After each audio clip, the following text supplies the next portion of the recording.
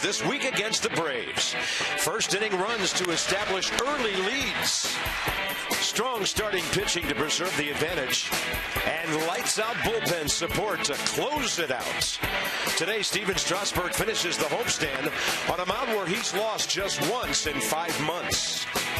A chance to sweep and knock 2 more off the magic number.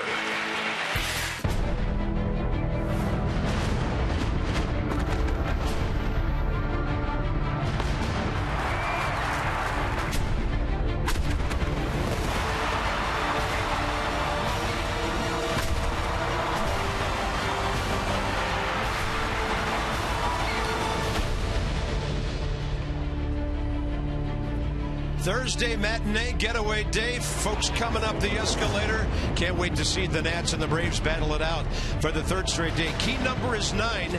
Nats are that far ahead of Atlanta. By the way, we wrap up the Patriotic Series, Heroes Day at their ballpark. And the other number that's key is 10. That's the magic number. So there's the 9-game lead. But also to consider, only 2 of those 3 teams will have home field to start the playoffs, and you want to be in those top 2, and that's what the Nats will be shooting for, but you still have to get that division clinch. And isn't it good to see, though, the Nats have kind of turned the tables on the Braves now, beating them and forcing Atlanta into some of the mistakes. Yeah, they've won 5 out of the last 7 against the Braves, but I'm going to go all the way back to August 8th, that 7-6 loss where Steven Strasburg gave up 4 home runs. We thought that might be a turning point in the season, even though they lost the game. They went on to win 13 of 15 games since that day, and then 29 games since. They're 20-9. So that might have been the turning point of the season, a 7-6 loss where Strasburg gave up 4 home runs. All right, so we can hope for, personally, for him, better things as he takes on Atlanta. They've been tough on him this year. Stevens 11-10. Milestone, he's making his 31st start, number 1 in the league in that department. Well, the last couple of starts, he's been a different guy. It's been a 97-mile-an-hour fastball consistently, really throwing through the target. Against Seattle, got the 3-1 win, went 7 2/3, struck out 8 Mariners, gave up just 1 run. And then we'll remember this part of Friday. That's when Steven Strasburg was in the game. 6 innings, gave up 1 run on 4 hits, struck out 5 Phillies. But once again, the fastball is key, sitting at 96, 97. Power with command, really some late life in that 97. So another beast, I guess, so to slay for Steven Strasburg. He struggled against the Braves. Yeah, try to keep the ball in the ballpark, get the ERA down, get a W. He's 8th in the league in innings pitched, and of course number 1 in strikeouts. Nats starters know if they have a lead early, more often than not the bullpen's going to take care of it, like Aaron Barrett did last night against the Braves. And of course Matt Williams going matchups. Big one with Detweiler getting Freddie Freeman. Great outing for Ross. Craig Stammen takes care of Upton. And then of course the rest of the way, the suddenly untouchable and unbeaten perfect closer for now, Drew Story.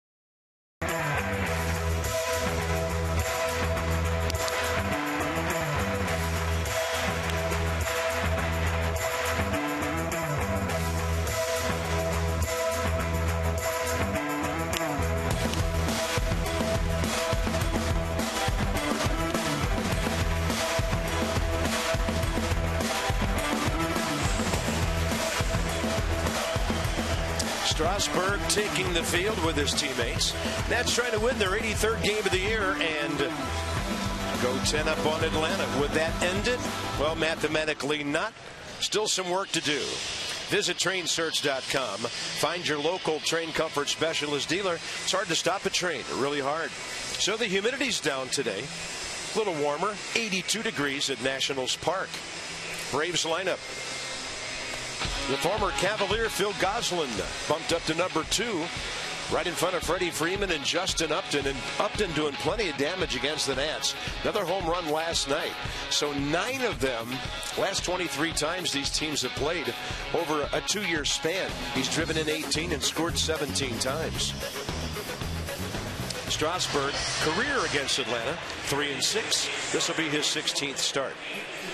The secondary pitches have been great lately, but for me, it's been all about the fastball and the fastball command. Averaging 94.7 miles an hour on the season. The curveball 79, changeup 88. 31st start for Steven Strasburg. That is a career high, folks. 30 was his previous high. The opponents averaged 252 against Strasburg this year. Nationals at home, 46-27. Against the East, 31-26.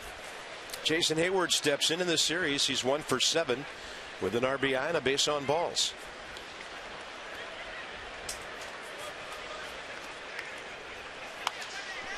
And on the attack with 95. 4:07 first pitch time behind the plate. 16-year veteran Marty Foster. Rob Drake first. Joe West, the crew chief, at second. Happy to be here. And Alan Porter over at third.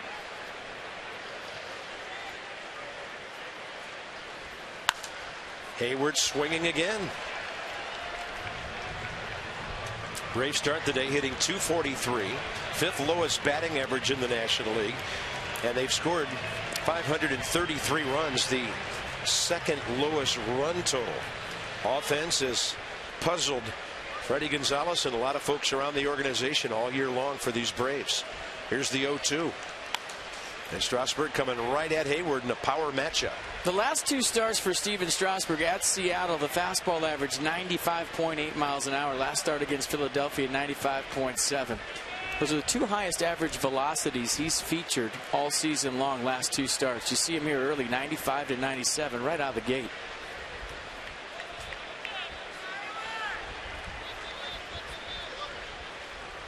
Then he goes off speed with 83. Hayward can't get it. Strasburg's league leading 216th strikeout. And it's all about keeping that front side close, staying over the mound, staying over the backside. And we talked about it last time, the energy in the arm and not in the front side. And that's what he's been working on with his mechanics. And when you're geared up for 97, that's what a good curveball does to you. And that's how this one starts. Here's Phil Gosselin, 1 for 4. Scored a couple of runs last night. He had a double. He reached on an error. And he's held his own as a big league hitter through 70 at-bats with 21 hits, batting .300. And another thing that I've noticed the last 2 starts is the tempo from Strasburg. Much better. Just getting it and going, a lot like pretty much everybody else on the staff.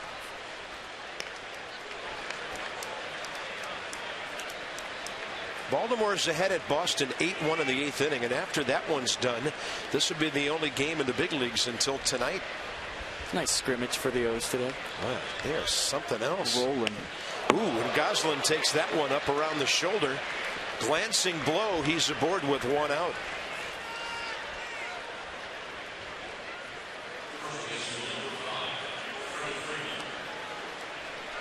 The changeup from Steven Strasburg just got away from him, 89 miles an hour. Lots of movement. He's got the tricep / elbow guard on. And here's Freddie Freeman. In a big-time slump, the Nats got him out his last 2 times up last night. One of them was a line drive to right, though. But in this series, he's 4 for 7 with a walk. And one was a nasty curveball from Ross Detweiler. It was. That was a great outing for Ross. Freeman to left. Long way for Bryce Harper. In the corner. He's got it. Slides to a stop. He's going to try to double a guy off first base with a long throw that's eventually cut off by Cabrera. And a very good play It's a little crowded down there in that corner. Well, a good play for a number of reasons. He takes his eyes off the baseball and checks where he's at. Watch him look at the fence, right? There, a little glance, and now he goes into a slide. So maybe Bryce Harper last year runs flat out into the wall. This year he knew exactly where he was. Went into a slide, so he avoids contact with the wall. Great play. There's the glance. That's where I'm at. Glasses on, eye black, disappears. That was a great play. Maybe the best play I think he's made all year. That's huge with Justin Upton coming up. And, of course, to keep Freddie Freeman off base. So Freeman now 10 for 23 against Strasburg. Upton is 6 for 21 with a home run. The runner still at first base, 2 outs.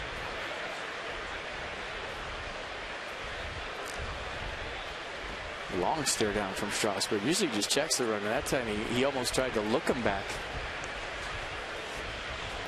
You know, talking about defense, it's interesting. Some of the observations you and I are getting now from broadcasters next door, from other people from the ball clubs playing the Braves now. And their perception of the Nats is that this team is so good that if they simply catch the ball and do the right things on defense, they've got a great chance to go a long way. And Bryce does it again. So helping out his pitcher here in the top of the first, a 9-pitch first inning for Strasburg.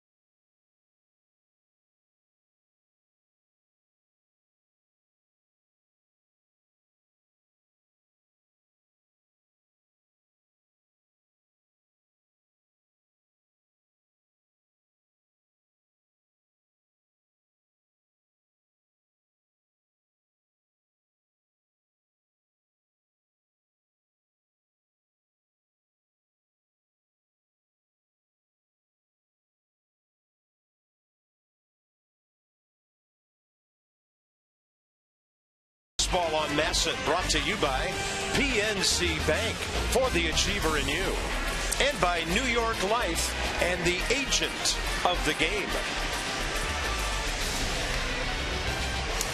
Bottom of the first coming up. The Nats are 8th in the National League in hitting, 2nd in runs, top 5 in home runs, taking on Aaron Harang today with this lineup, and it's a bit of a different configuration. Bryce Harper is in there, hitting 6th, and over his last 11 games, hitting .333.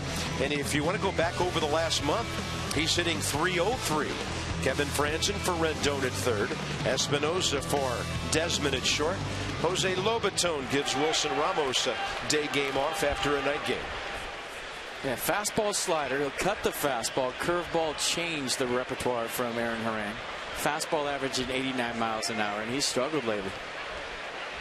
Last 5 starts, he's allowed 22 runs in 27 and a third inning, and has a .350 average against. And Harang delivers a strike. Might be getting tired. 10-10 on the year, .387 ERA.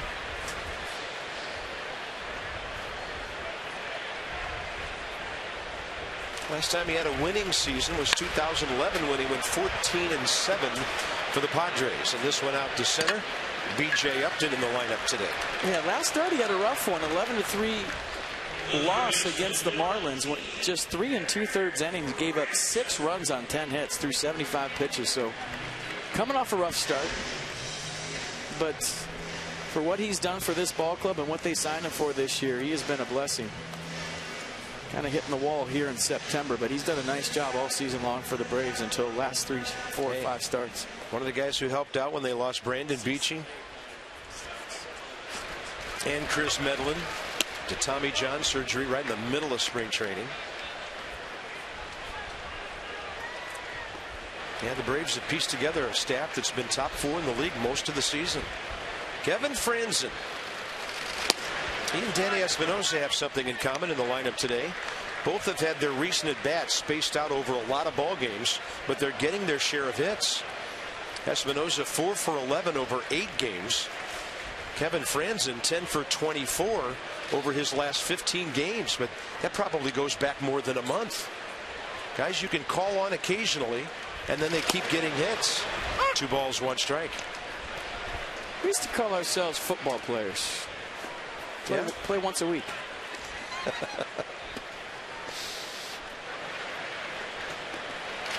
I heard a coach once say those guys are like lunch meat. They're always ready. He is. Well, Anthony Rendon's sick today. He's played 140 of 143 games, so not feeling well. Gets a day off, and Kevin Franzen gets it out of third. Franzen, by the way, 4 for 10 career with a double against Aaron Harang. Look at this. He just keeps on doing it, and that's 11 of 25 for Kevin Franzen. He's a great guy to have in that number 2 hole as well, FP, because he uses the field so well. Well, that's the most popular. There goes the no-hitter spot in the order. So we'll give it to Kevin Franzen today, or else he'll give it to us more correctly. There goes the no-hitter. Line drive, single to right. First knock of the day for the Nats, and sporting the patriotic unis today. Those are sharp. Jason Worth is next. And in the series, while having only 1 hit, Worth has driven in a run, and he has 3 bases on balls. So his on-base average continues to climb. It's up to 382 now. Only 4 guys in the league get on base more than Worth. It's a high strike. Kind of cloudy when the Nats took the field. Sun has come out here. If it stays out, shadows will become a factor over the next hour or more. That fall turned back into summer today.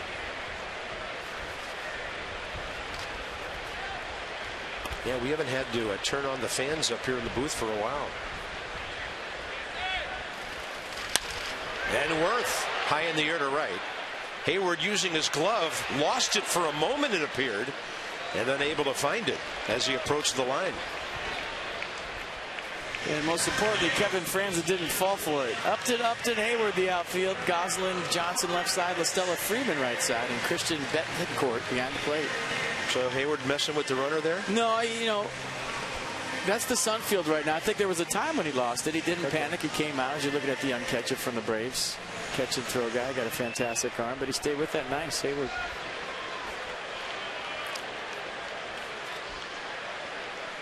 Adam LaRoche. If he does something today and then takes some of it into the weekend in New York, he might be the National League Player of the Week for the 2nd straight week.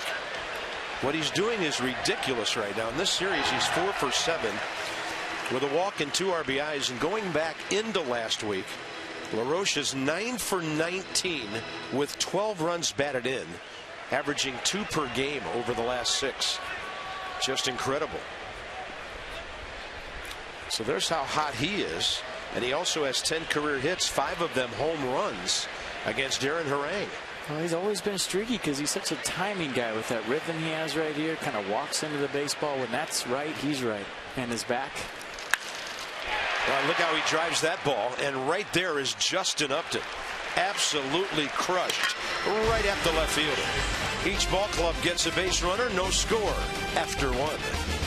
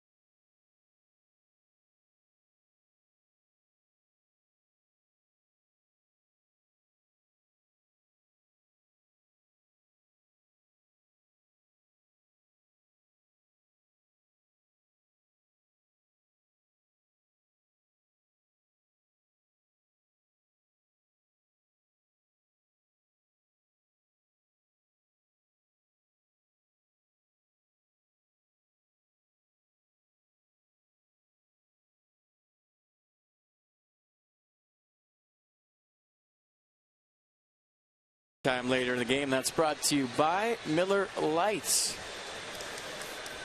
I want to work where you work. No score, top of the second. You do. That's right. Let's set the defense for the Nats. Harper, Span, Worth, the outfield. A little different defense on the left side. Espinoza, Franzen. The left side, Cabrera, LaRoche, and Jose Lobaton behind the plate. Since June 21st, excuse me, 17-2 record with a 1.96 ERA. It's pretty impressive. Yeah, the guy's hitting over 340 since the 1st of August. Catching, hitting, doing it all. Handles the staff beautifully. And a strike. 96 from Strasburg on Chris Johnson, who's 1 for 8 in the series with an RBI. Opposite field base hit.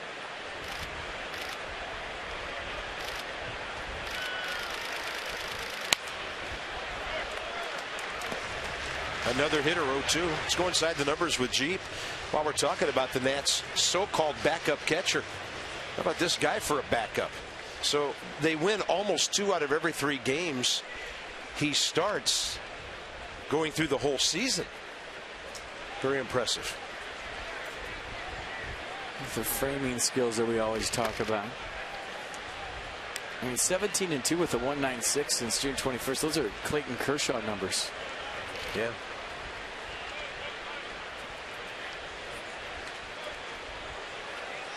Jose playing some great baseball at the age of 29. Swing and a miss. Strasburg has struck out both of the leadoff hitters today. And that's a 217 on the year. Mercedes. 4-pitch C, a nasty changeup. Bottom dropping out. 90 miles an hour. You see it rotate off the fingertips. So 7 miles an hour slower and tons of movement at the end. Tommy La Stella back at second base today.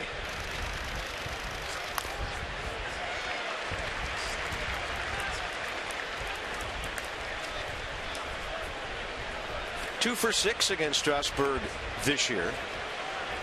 Has hit his only major league home run off of Steven. That was in Atlanta that night. Strasburg gave up the 4.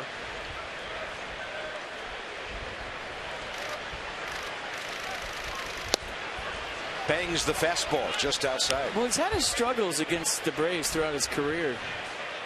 But I guarantee you word in the third base dugout right now is he's got his A+ stuff.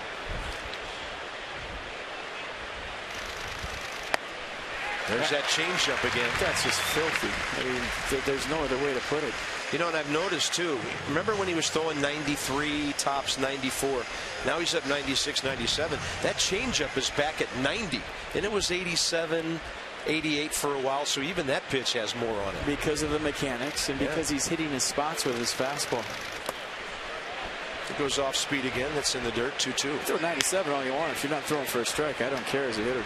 If you start hitting spots with it and you're throwing away in, moving it around, now I have to cheat and respect the fact that you're throwing it for a strike. I have to get my swing going early. It makes the curve and change even more ugly. 2-2. Lobaton setting up away, forcing Estella to foul it that way.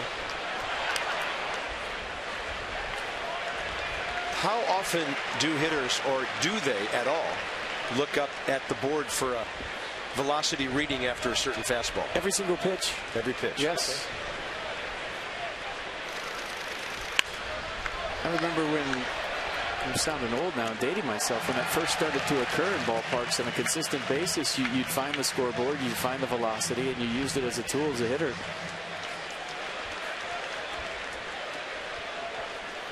You used to say, well, it feels like he's throwing hard today, but you never really knew how hard he was throwing. And then you peek out there, I want to say, late 90s, and all of a sudden every ballpark had 94, 94, whatever he was throwing. Yeah.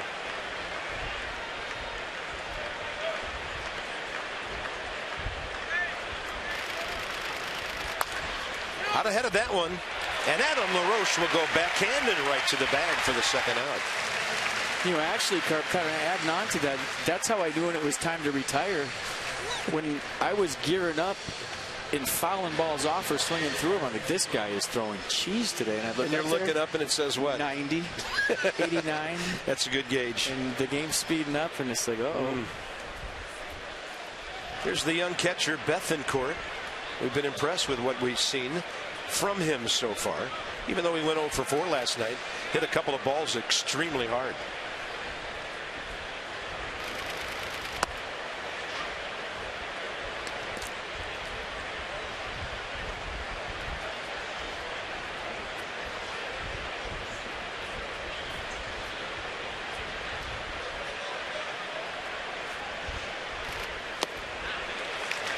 That is nasty.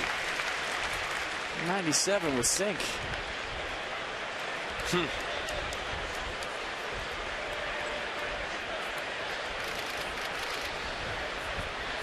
Bethancourt, 259, his first 16 games in the big leagues.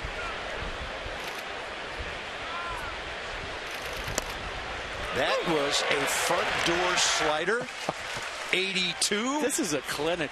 He's throwing the ball at the right-hander's belt buckle and getting a strike. He might have the handle part right, too. He's been throwing that sinker in on right-handers. Now he drops a nasty curveball. There's the change. Not shy to throw that to righties either.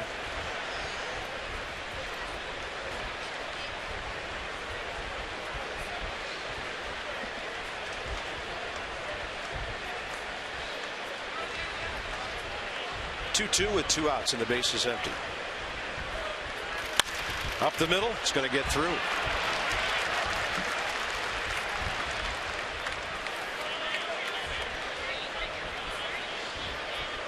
Extremely impressed with Bethancourt the last 2 days. I mean, he has the frame, he has the big league catcher's body, and we heard a few Benito Santiago comparisons, but he's bigger than Santiago ever was. Yeah, he's a big kid. Listed at 6'2", 205.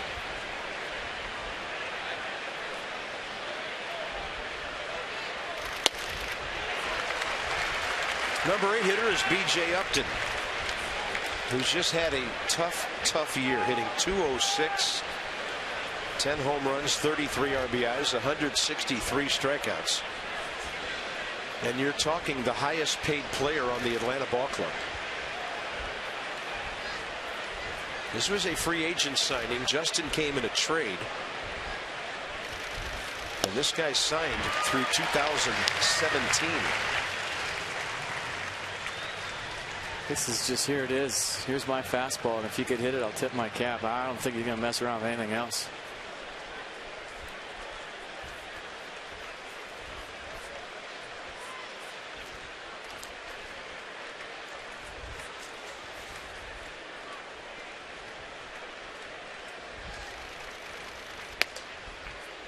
Strasburg has a 2.60 ERA in home games. That's 8th best of any pitcher in the league. Can't be any kind of picnic hitting against him late in the afternoon. Or early in the afternoon, or early at night, or late at night. The way he's going now. And a 1-2. Swing and a miss on a pitch up and away. 3 Ks out of the first 6 outs. And with the Nats about to go to New York, a 4:05 game, we really appreciate some of our friends dropping in from upstairs to join us for this one today. In fact, they delivered the first ball.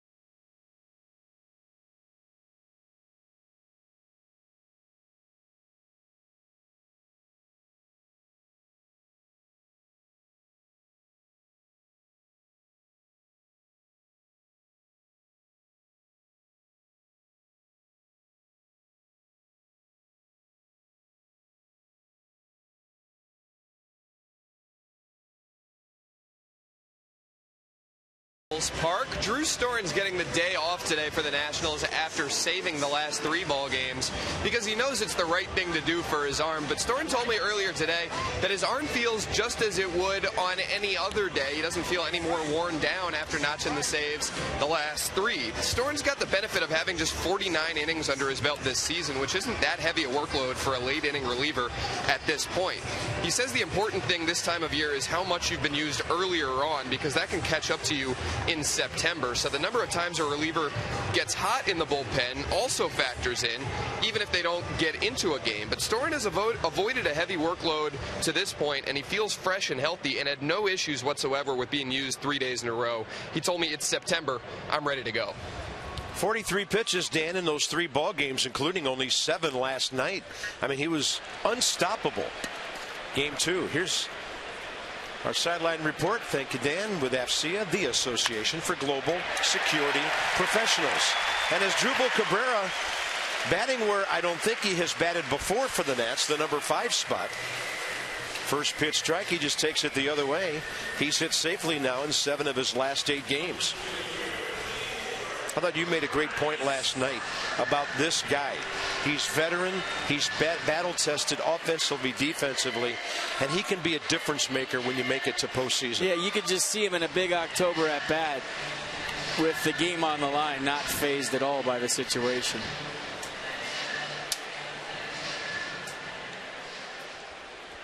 Nats have their second base hit. Here's Bryce Harper. He's had good numbers against Orang, 6 for 11 career, with a double, a triple, and a base on balls. Right now, the sun blazing. Could be nasty out somewhere between Hayward and Upton in right and center. That's right. About there. Yep. That's right where the sun is, probably. Right in their face.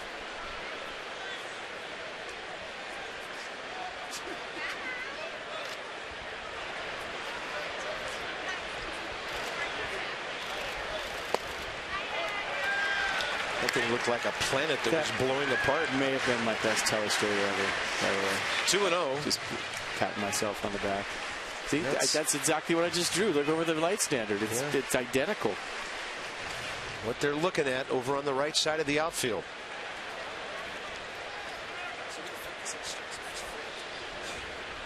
Dangerous count for a guy like Harper and Orang. Trying to get him. And he will get the strike. Up in the zone, tailing to the outer edge. Nissan will track it. Could have gone either way. Yeah. But Aaron Orang has to live on the edges.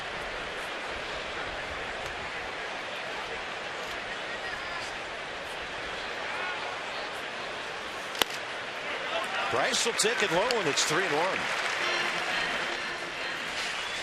Bottom of the 9th at Boston, and the Orioles are just a couple of outs away now from taking their magic number to 8. The Nats could do that if they sweep today.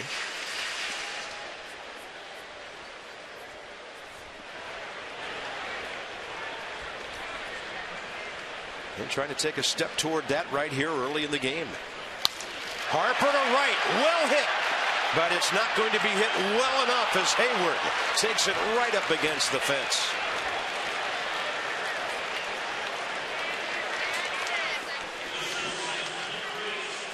Nats almost broke on top for the 3rd straight game. Pretty good swing right there from Bryce, and Hayward playing Harper deep to start with, so he didn't have a long way to go. Stayed on the sinker nice, and that's probably the second ball that Bryce has hit in this series that he thought was going to be in the seats and didn't go.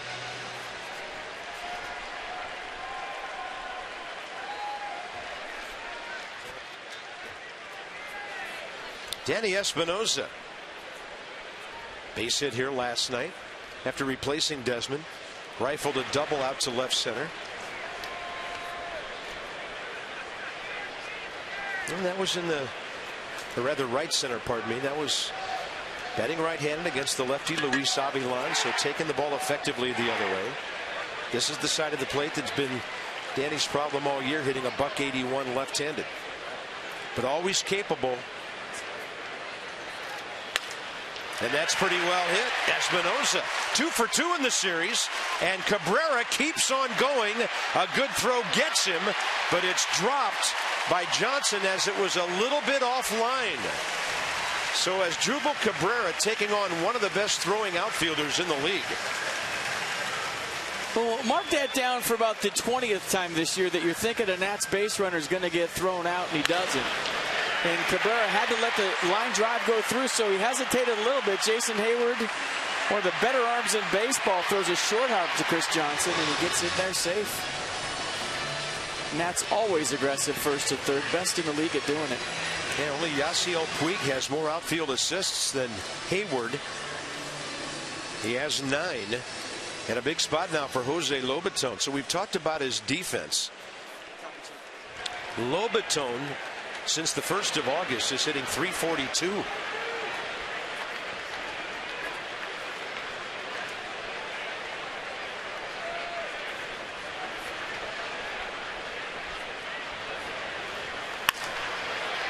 He's just making good contact, healthy hacks into the shade on the left side. Strike 1. Really impressed with Danny Espinosa. Not a lot of playing time lately. Came off the bench last night, whacked a double into right center field right-handed, then steps up here today. First at bat, whacks a single into right left-handed. Yeah, to update the numbers now, 2 part-time guys. Franzen 11 for his last 25. Espinosa 5 out of 12. That's when you know your ball club's going well. And everybody is chipping in. Well, when you're playing well as a club, you feel like you have to. You're letting guys down. Like everybody else is doing it. I want to get in on the party. So when you get that spot start, you're ready.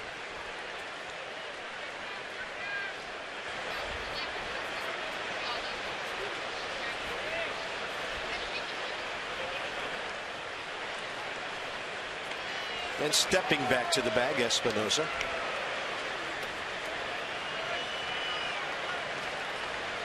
La Stella shading up the middle with Gosselin. So base hit, pull room on the right side.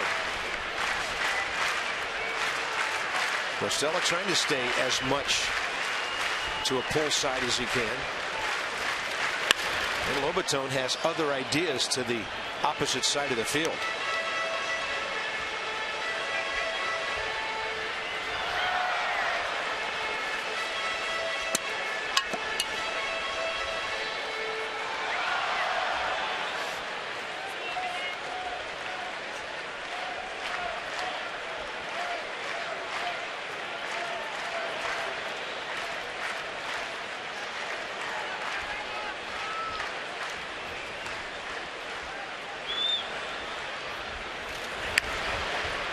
And the check swing goes foul.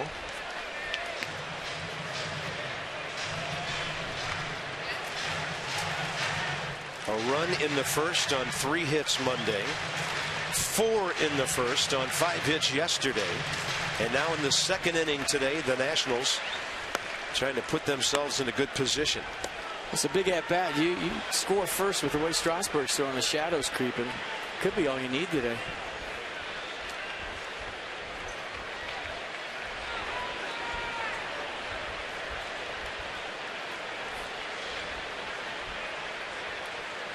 Just a casual throw by Harang.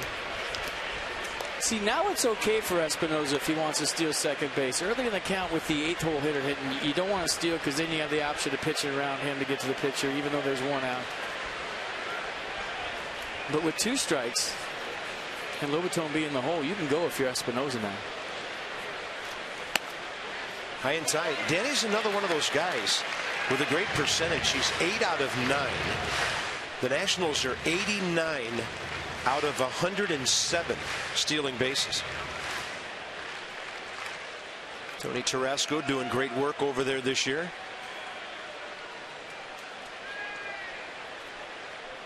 One, 2 the count. And Lobaton a good job of IDing the breaking ball. And he's got the count back even now. They're trying to jam him into pulling something right to the second baseman. And Danny, a good career percentage as well.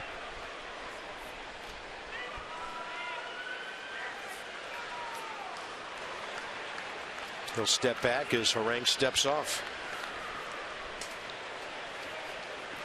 Good crowd gathering. Some folks still coming in. Early offense. A goal here. And Lobaton having a good at bat.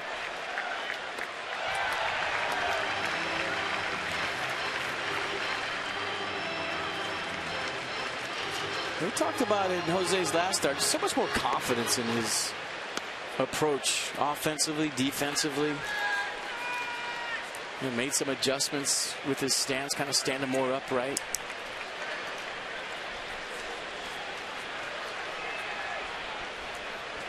Two-two pitch. That is right on the corner. Marty Foster punches him out. 2 down. Big strikeout for Aaron Harang, especially with Steven Strasburg coming up. So he strikes out Jose Lobaton. Perfectly placed fastball. And right where Bethancourt was setting up. Strasburg this year, 5 hits, 1 RBI. 11 career runs batted in. And he goes the other way, and Freddie Freeman stabs it. Nationals strutting. Harang and Freeman come up big to keep them off the board.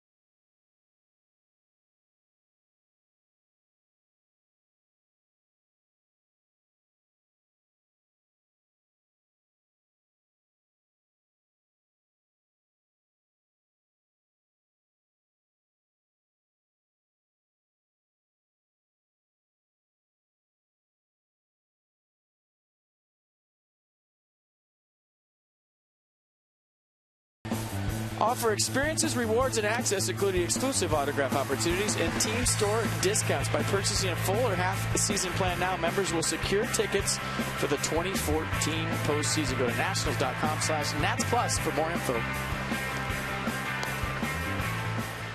No score, 0-3 on Nats, 0-1 Braves. University of Maryland University College with a moment in history. Let's go back with Ian Desmond to September 10th, 2009. A breaking ball from Blanton and into the seats it went. Ian Desmond's first big league home run, a 3-run shot. And of course, the at bat before that, he had doubled in a run, and that was a franchise record for debut RBIs. Ian Desmond knocked in 4 that night, and here's career numbers at Nationals Park. He got Levon a win that night. Nationals beat the Phillies 8-7. I'll never forget that day because I stopped by Ian's locker and I said, "Tell me something about you as a hitter." He said, "I'm a tough out." He didn't say I want to hit home runs, I'm gap to gap. He said, "I'm a tough out." And that, you know, sometimes players say something to you and you never forget. Right. Because they turn out to be true. Aaron Harang leads off, top of the 3rd. I just go around telling people I'm an easy out. You proved some of that wrong. And the 2 pitchers gave me troubles, righties and lefties. 0-2 quickly. Harang 4 hits this year with an RBI. 091 career hitter. Look at the guys coming out of San Diego State. Buddy Black, And Harang and Strasburg.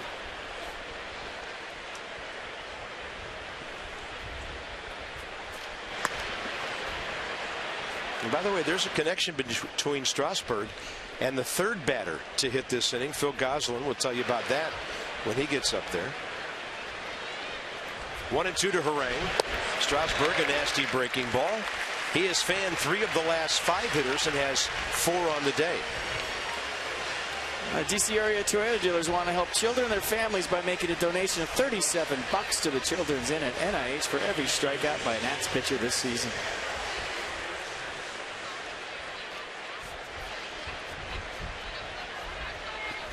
You know, I'm watching Steven Strasburg and the adjustments he's made. We talked about how he's really keeping that front side closed and staying over the mound. Well, he's literally staying over the mound with his foot on top of the rubber.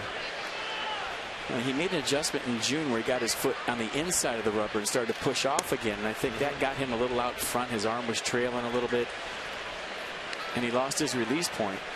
But you see him right on top of the rubber in the middle. And that's keeping his head back and letting him get his arm out in front and keeping that front side closed a little bit longer. We talked about the inverted W, how the glove goes way up in the air right there, and how it's hard to keep that front side closed. Well, imagine if you have your foot half in and half out of the rubber and you're pushing forward like a sprinter.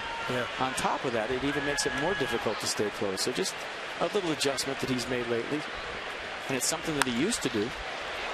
And that ball maybe hit the mound on the way through. Espinosa, amazing range to get to it.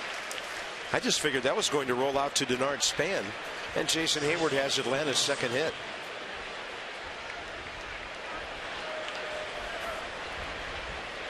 Yeah, good range by Danny Espinosa. Nice swing by Jason Hayward. Got to be tough to see right there. Skate save by Strasburg might have redirected that away from Espinosa, actually. I think he had a beat on it initially. Phil Goslin and Steven Strasburg met as collegians, and Goslin for Virginia hit a home run off of San Diego State Strasburg that helped the Cavaliers beat the Aztecs.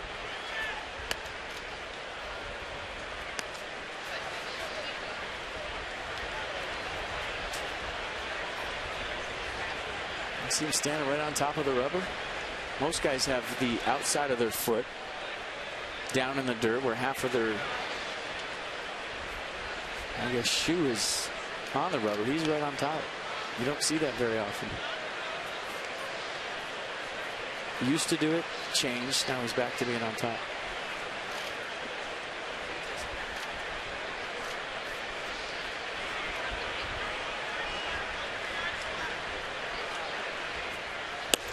That fastball just bangs in there.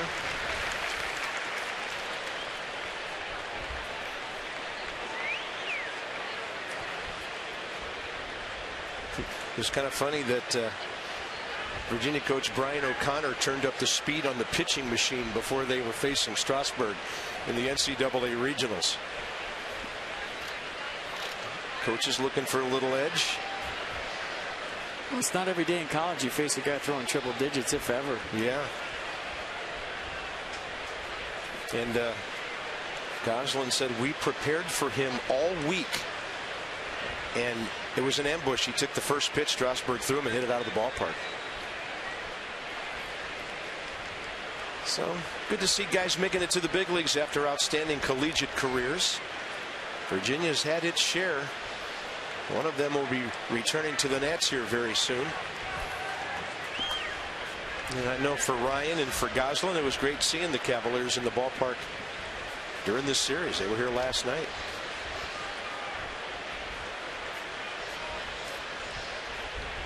One ball, one strike. And a slow bouncer right side. Espinosa flips. Misses connection, pardon me, Cabrera to Espinosa. And the both runners will be safe. They'll end up at second and third. Cabrera trying to get the lead runner. And now the Braves a great scoring opportunity with Freeman and Upton the next two. They're probably going to give the error to Cabrera, but I think Espinosa came across the base too firm right here before he saw the ball. You see him kind of starting to turn the double play before he sees where Cabrera flips it, and Cabrera flipped it on the inside of the base. Espinosa went to the outside of the base, and that's the difference between two guys that haven't really played together and turned double plays together and know where each other wants the ball. Jason Hayward sliding in might have had something to do with Espinosa going wide. But how many double plays have those guys turned together? And you could see it right there. That was a difference. You know, when you play with the guy, hey, where do you want your feed? Do you want the outside? Do you want the inside? How do you like it? And right there, Espinosa went to the outside, and Cabrera flipped it to the inside. That's Cabrera's first error as a National, playing in his 35th game. And now Freddie Freeman pulls one foul, and the count's 0-2. Strasburg got him first time up with a little help from Bryce Harper, a lot of help in the left field corner, making a running, sliding catch. And if you're thinking that Asdrubal should have just went to first base, it's the same thing we talked about last night. The good thing about the Nats middle infield is they think they can turn every double play. The bad thing about them is the same. They think they can turn every double play, and you can't fault them for being aggressive. He makes a good feed right there. They turn it. Or if Espinosa's on the other side of the bag, they turn it.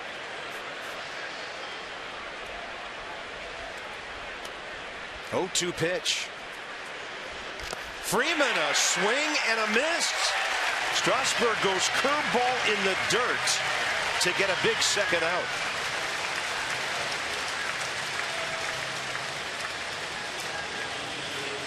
Well, he had to go the strikeout stuff against a guy against the Nationals that shows that he doesn't strike out very much. Ross Detweiler got him on a curveball last night, but that was left on left. Steven Strasburg goes to his money pitch right here, and Freeman nowhere near. And just on that side replay, you're wondering how much rotation Freddie Freeman picked up on that ball in the shadows. Well, right-handed matchup now with Justin Upton. Fly ball to left, pretty routine first time up. And Steven misses low for a ball.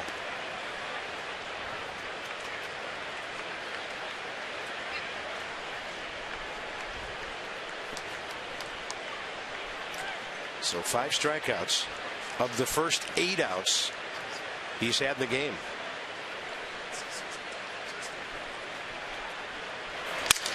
Broke his bat. Ground ball. Espinosa. Couple of hops to LaRoche. Great work by Steven Strasburg to get out of that inning. The strikeout of Freeman, the busted bat grounder on Upton.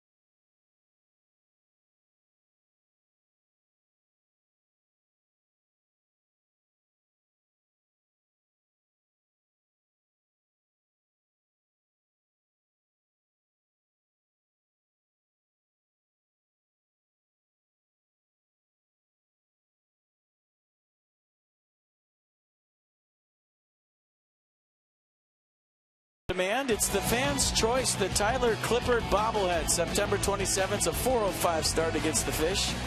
First 25,000 fans get Tyler Clippard bobblehead. That's presented by PNC Bank. Go to nationals.com/tickets. More bobbleheads, please. Can't get enough. I mean, Bill Taft even had his own this year. Denard Span, fly ball to center, first time up. 26 pitches, 18 strikes for Aaron Harang. So back-to-back half innings, Harang then Strasburg. Great jobs of getting out of trouble. Nats had first and third, one out. Braves had second and third, one out.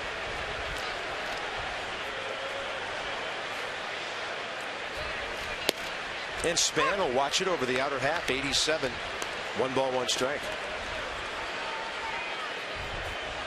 Talk about the improvement of Steven Strasburg mechanically and the velocity and the command. How about picking up his defense right there? That was nice.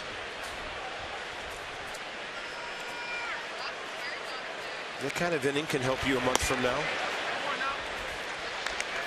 Well, and don't forget, this is his first taste of pennant race baseball. His last start in 2012 was September 7th.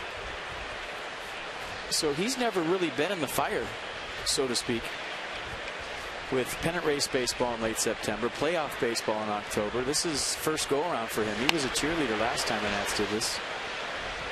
And even last year, you remember September 8th, he felt something in his arm, so he missed a couple of starts. His next start was September 22nd. And that was right in the middle when the Nats were making that late run for the wild card last year. So all this stuff, a new experience for the big right-hander.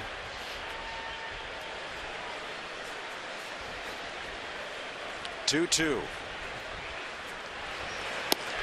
Denard Span, who doesn't do that very often, looked at 2 fastballs right in the zone. Second strikeout by Aaron Harang for the Achiever and You PNC Bank with our minor league report. So the Potomac Nationals have 2 chances to wrap up their best of 5 against Myrtle Beach. John Wooten coming up big, and Wilmer Defoe going crazy for Hagerstown. 2 homers, a double. They won game 2 in 10 over Asheville, after Asheville had put 14 runs on the board in game 1 and beaten the Suns 14-7. So nice going by some of our young guys in playoff action, minor league style.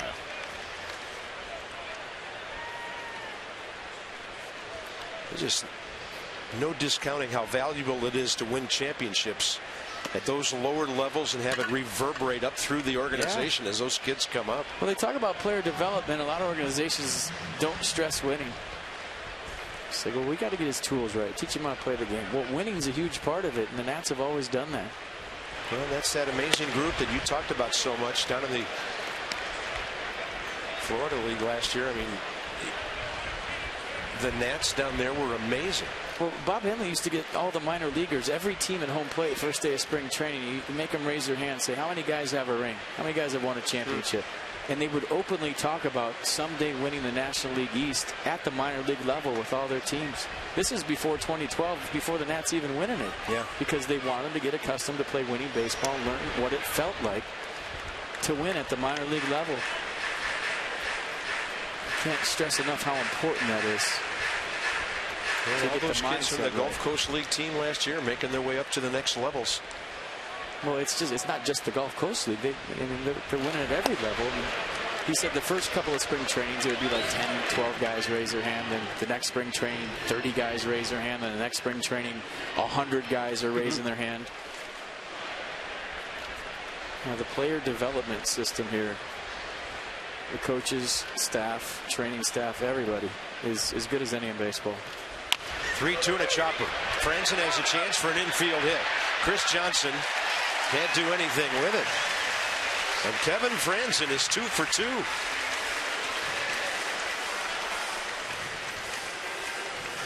Somebody on Twitter asked me what is that on his helmet? That's pine tar. They actually asked me, how come his helmet is burnt, FP? Well, it's not burnt. That is a combination of pine tar rosin, and it's something he got from Craig Biggio. Biggio is his favorite player, and if you remember Bidge, he always had that on top of his helmet, and that's why Kevin Franzen does that. That's why it was one game just last week or so when he lost his bat. I'm like, how could he lose his bat? Just touch your helmet, Kevin. Yeah, it's right there. No, he doesn't. My gosh, Biggio's helmet was like a nuclear waste area. Yeah, it's not like he puts it on a stick and roasts marshmallows with it. He just adds to the collection. Well, if that helmet ever did catch on fire, it'd be interesting to see how long it would burn. It's just part of the gamer look, so to speak. Outside to Worth, 2-0. Jason fly ball to right, first time up. So for the second consecutive time, Franzen's on with 1 out. Yep.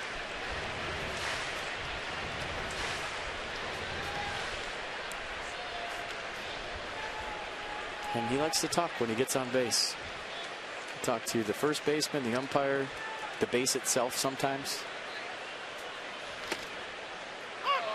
Generous 2-0 call, it appeared. Worth steps out for a while. Don't think he liked it.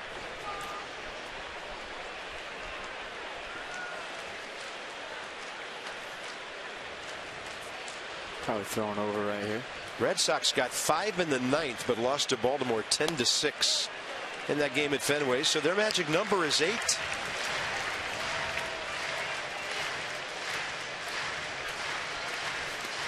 Could go down another click if Toronto loses later. And here's Worth hitting .412 on a count like this.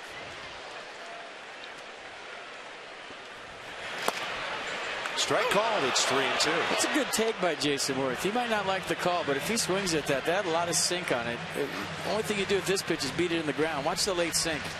You worked your pull that bat to get to 3-1, and you want your pitch elevated.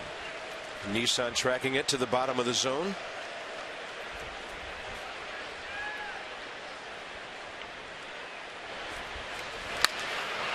Franzen was not running with 1 out. Catcher Bethencourt set up well outside.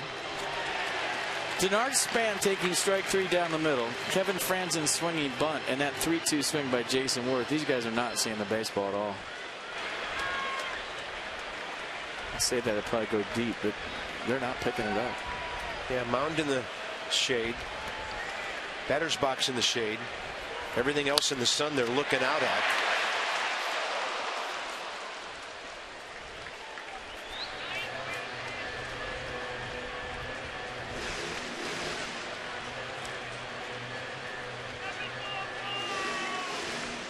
Nationals are 6-9 against the Braves this year, but 5-4 here. We're at Nationals Park, Washington. Game number 144, trying to sweep. No score, bottom of the third. The Nationals have had a couple of chances. 4 hits in the game, and Worth can't reach that one away. 2 down on Harang's 3rd strikeout.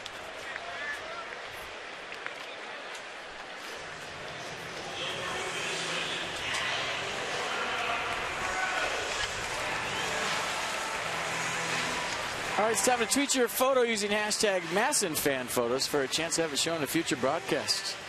Maybe start getting creative, like making some signs up.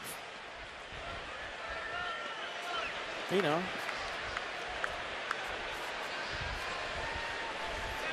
The Yeah Baby sign last night was fantastic.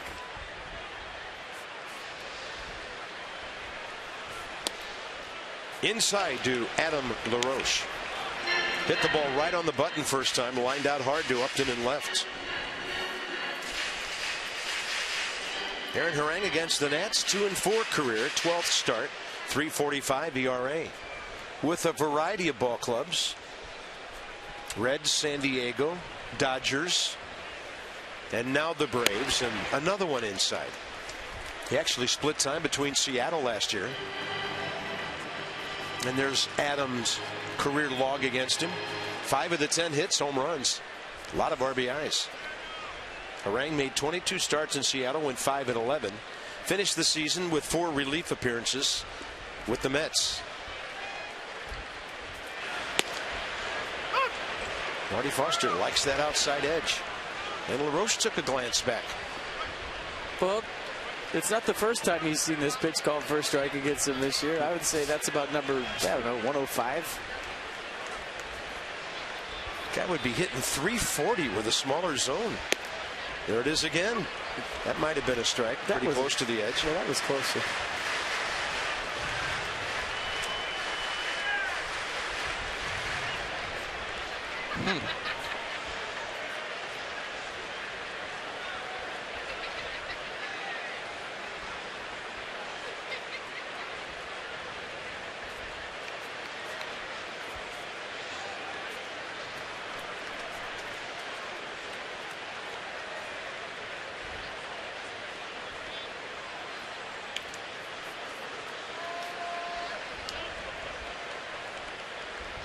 Kevin Franzen still at first base, 2 outs, bottom 3.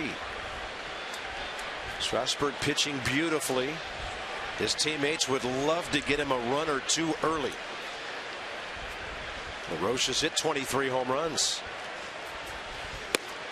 And the bat goes straight back and slams up against the rock backstop. Harang strikes out the side while giving up an infield hit. Nationals have stranded 4. Strasburg bigger than life in more ways than one here today.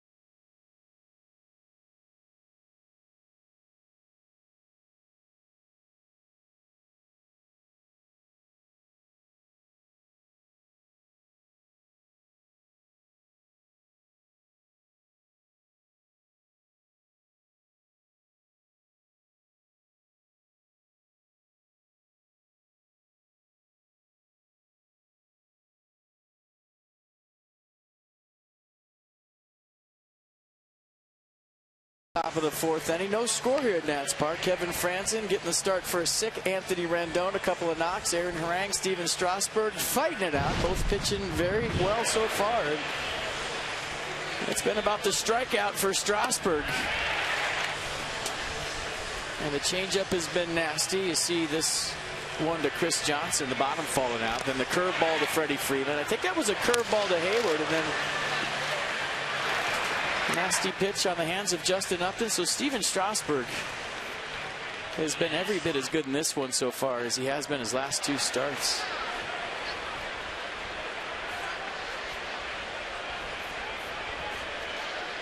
The strikeouts, 3 grounders, 2 in the air, 44 pitches, 31 strikes.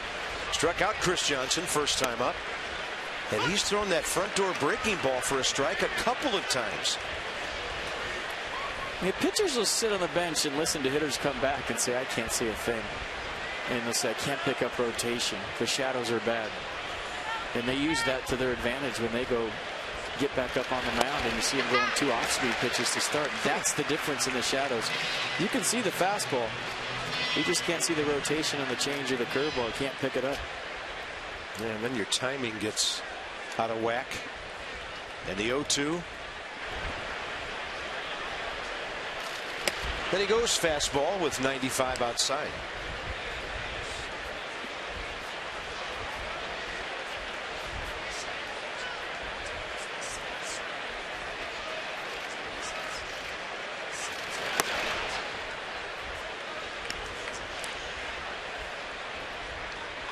Chris Johnson in this series, a good hitter, being held to 1 for 9. He has 7 career hits against Strasburg, who has struck him out 6 times. Drives it to right. Worth able to spot it. Glasses on, 1 out. This time of the day a little easier for the center fielder, but not for Jason Worth and Jason Hayward. Tommy La Stella will be next.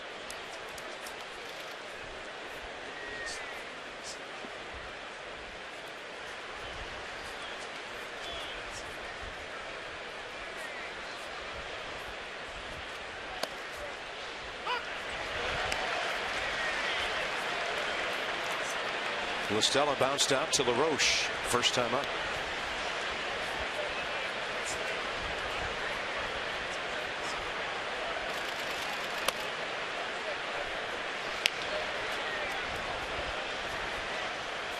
I mean, Strasburg right back on the rubber now, waiting for the hitter. So your point about his pace, well taken. Different guy than he was a month and a half ago. That's outside. Yeah, we're going to break down his delivery in a little bit, but it's more about the body language, the tempo. He looks more relaxed, way more confident. That one comes from outside and catches the edge. 2 balls, 2 strikes. And if you equate it to hitting as a hitter, when you're thinking too much, you know, you don't look confident. You got so much stuff going on in your head. It's hard to hit. We talked about how Adam LaRoche doesn't even know it's just happening right now. Well, the same thing could be said for Strasburg. It's just happening. His mechanics are right.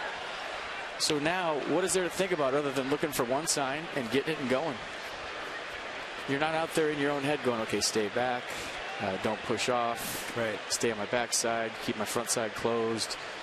You know, get out in front, get on. I mean, those are the thoughts that go through your mind as a hitter, and the same thing as a pitcher. There's another off speed. Cabrera scoops it, turns right on target to Adam LaRoche. Nice play. I'm going to kind of break it down from a hitter standpoint. When your head stays back as a hitter, you get your barrel out in front and your bat's quick. Same thing when you're a pitcher. You see right here, Strasburg staying over the rubber. Watch how still his head is. And it's not really moving. So now, if your head is still, just like a hitter, you get your barrel out in front, you got good bat speed. Well, he's staying back and he's getting the arm out in front, and he has good arm speed. You see the end there where he's just through the target and he's not spinning off. Almost driving through Jose Lobaton. I mean, it's a whole different delivery in the sense that he's not just spinning off toward his own dugout. It's like night and day. Hope I explained that right. It's hard to see unless you really watch him on a daily basis or every 5th day. But when you do, you can just tell the difference. I think whenever you talk about pitching or hitting and you see balance at the start of the thing and it stays that way throughout the delivery or the swing, huge. Well, that was a great indication from that side shot. Yeah. As a hitter, when your feet are slow and your head is still, your hands and your bat are quick. And the same thing for a pitcher. Your arm is quick when your head is still and you stay back. Chopper left side. Franzen had to lay back. He goes bare hand, and LaRoche will dig it out. Well done at both corners. It gives Strasburg a 1-2-3. Hey, some innings he bails them out.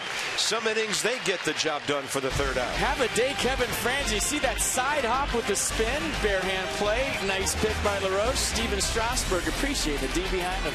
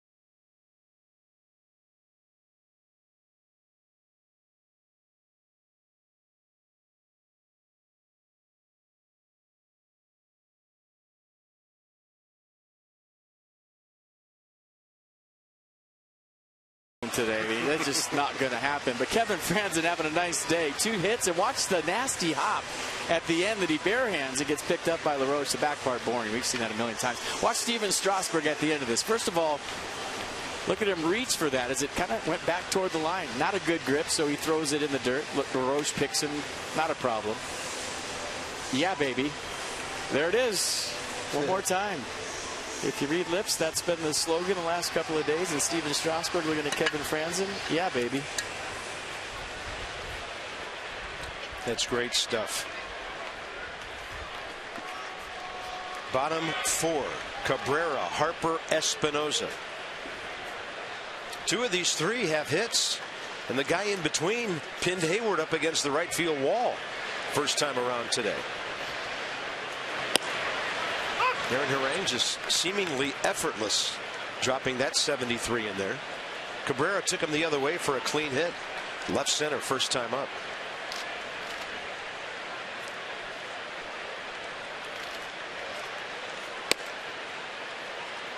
And the attempt to jam him, it's inside 1-1. Really good pitch to strike out Jose Lobaton in the second inning for the second out. But that at-bat was so big when you knew that the shadows were going to become a factor in this game.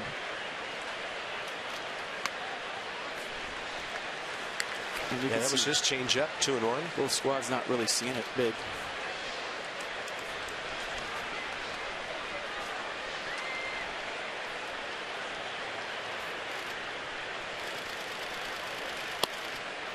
That one's got some swing back to it on the inside edge. It's about as hard as Aaron Harang throws at the age of 36, but he can still carve up some corners, and he's done that today. Hits in every inning for the Nats, but 4 runners stranded. And you better be mindful of that outside corner. He tried to get it. Bethancourt froze for a moment, waiting for a call, but it didn't come. Shadows or no shadows, Aaron Harang's command with the fastball has been impressive so far.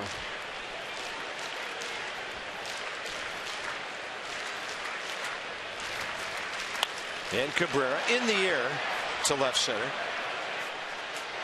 Let the brothers fight over it, and BJ takes it. Well, they were both looking at each other. That got interesting for a second. The Nationals Beltway Burger Pack includes a ticket, burger, fries. The ticket's not in your burger. You have to have the ticket first, and then you get the burger, fries, and a drink. Unless you want that, just $20 for Thursday and Friday home games. Make sure to get your pack for the final homestand of the regular season. Go to nationals.com/burger pack. For way more time around.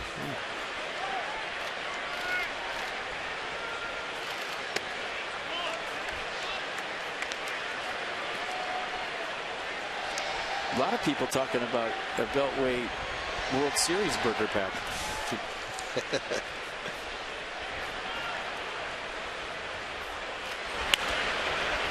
Bryce Harper, pretty good rips on Harang today.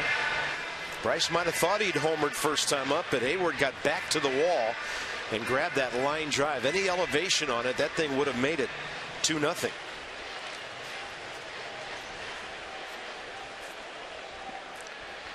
Bryce still 6 for 12 career against the right-hander. That's just outside the bag foul. Freddie Freeman getting rid of it in a hurry in case he didn't get the call. He just flipped that wherever. On to New York. It's a 4-gamer at Citi Field against the Metropolitans. Tanner Roark, Bartolo Colon tomorrow night. Gio, Dylan G Friday night. Doug Fister, Zach Wheeler Saturday night. Jordan Zimmerman, Jonathan Neese, the lefty. Tanner Roark will still be trying to get that 13th win.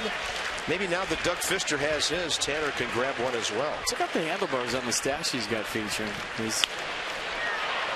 Harper to left center. Just an Upton, 2 outs. You want to talk strong facial here. Look at it. He's been toying with it. It looked like he finally pulled the trigger on the handlebars. Hey, Tanner. Look up. Tanner, we're talking about you. You're pitching tomorrow. There you go. Thanks. Strong. That is very strong. Now all he needs is you and him on a bicycle built for 2. Well, that's not where I was going with that, but all right. We can redirect here and there. Yeah. There's Danny Espinoza.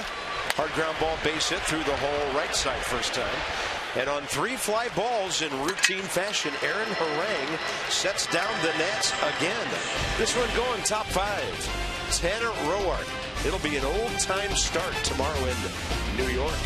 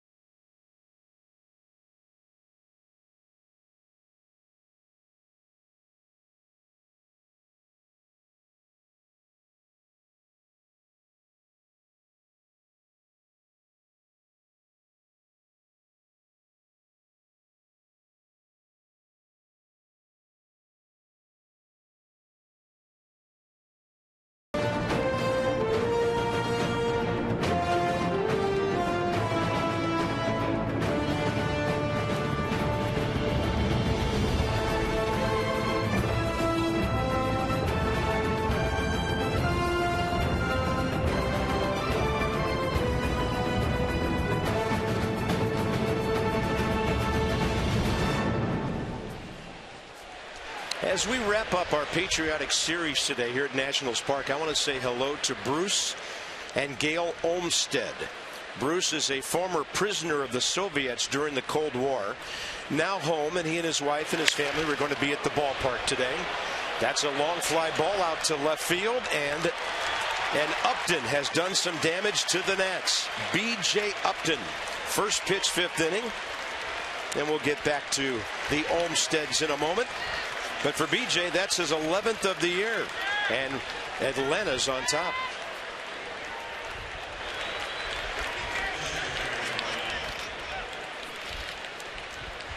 Yeah, first pitch fastball right down the middle. Kind of went to the inner half and Upton all over. A little ambush piece. 96 miles an hour. So first time up, Steven threw the ball by Upton with the fastball. That time Upton ready for it. And Aaron Harang, the next batter. Well, that's some serious pop out of the number 8 spot in that batting order. And a 1-0 pitch from Strasburg to Harang. Anyway, Bruce and Gail wanted to be here with their family today, but Bruce had a stroke earlier this year. And his daughter Karen sent us a wonderful message telling us that watching the Nationals every day on Masson, listening to the ball games, listening to you and myself and Dan, has been a big part of his healing process. So we want to thank the Olmsteds for their service to our country, and special blessings on Bruce in his attempt to recover. And a former prisoner of the Soviets enjoying life in America, and evidently he's been known to drop a see you later on a couple of home runs. Nice. So Bruce, you can drop your home run call on us anytime, and we're thinking about you today, and God bless, and we hope you continue that healing process. And thanks to Karen for getting in touch. Strasburg takes care of Aaron Harang. So in honor of Bruce Olmsted, strikeout number 6. And back to the top of the order here for the Braves in the 5th inning. Let's go inside the numbers with Jeep. These are the Major League Baseball strikeout leaders. Strasburg the most in this league. Hard to make contact against the Tigers if and when they make postseason play. They've won 3 in a row, and they're in a virtual tie for first in the Central with Kansas City. And the Royals play at Detroit again tonight, trying to salvage a game out of that series. Strasburg spears it on the hot shot by Hayward. 2 down.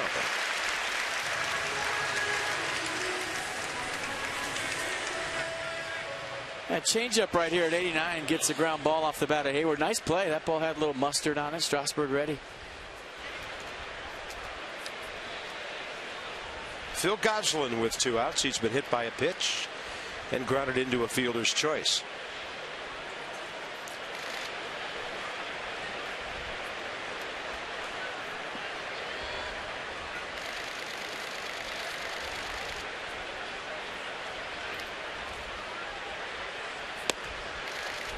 Steven, I think that's 3 times today he's gotten the first pitch strike with the front door breaking ball.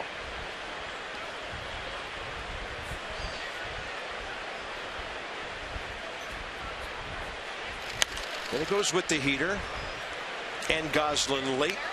0-2. Oh, I know he's thinking of B.J. Upton. He threw the fastball by him the first time in the shadows. He's got a little help behind him now, so why change? He missed his location, but that really shouldn't have mattered based on Upton's swing first time around. He was late on every Strasburg fastball. Kind of cheated to get to it, started his swing early, and ran right into it. Bangs him high in the zone with a fastball. 7 strikeouts for Strasburg through 5 innings of his work. Harang's been great for 4. Nats looking to get him. The guy who throws that heater will bat second. Bottom 5 straight ahead.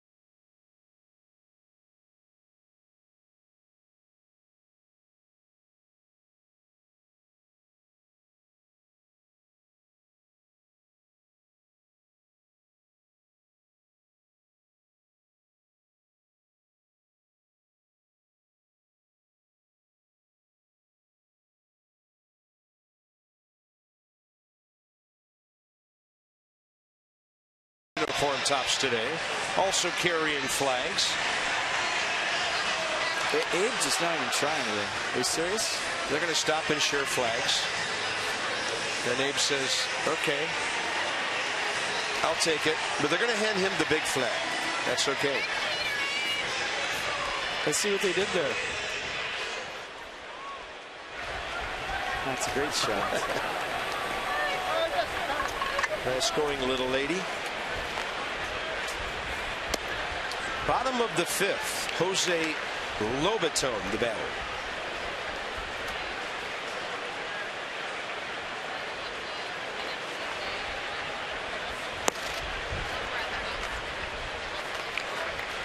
Keeping the ball away from the lefties.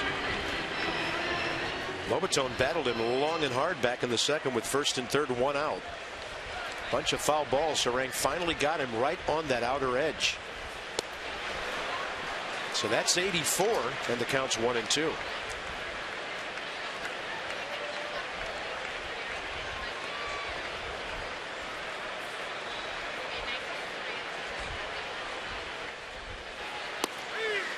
And he can walk away, drops in the breaking ball. Strikeout number 5. So earlier this afternoon, Ryan Zimmerman out taking some ground balls at third base. So yesterday we showed you Zim hitting in the cage, and then today with our double secret upper deck camera, we show you Ryan taking some grounders at third. Yeah, batting practice yesterday, and I heard he made great contact with his glove today. He did. Really good. Everything's centered. Hey, next step's running, man. That's the big Yeah, that's the big one. Steven Strasburg lined out to Freddie Freeman with a couple of guys on base first time. And Harang just spinning curveballs all over the place.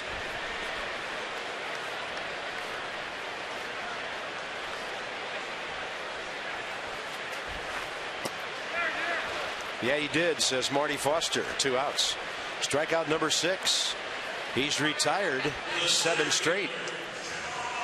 The most popular way to follow the Nationals' push to the postseason is with us. But if you can't watch here, watch on MLB.com app, the #1 app for live baseball. Enjoy live look-ins, replay reviews, scores, live radio broadcasts, the MLB.TV game of the day, and more. Get at bat for your smartphone or tablet on the App Store or visit MLB.com.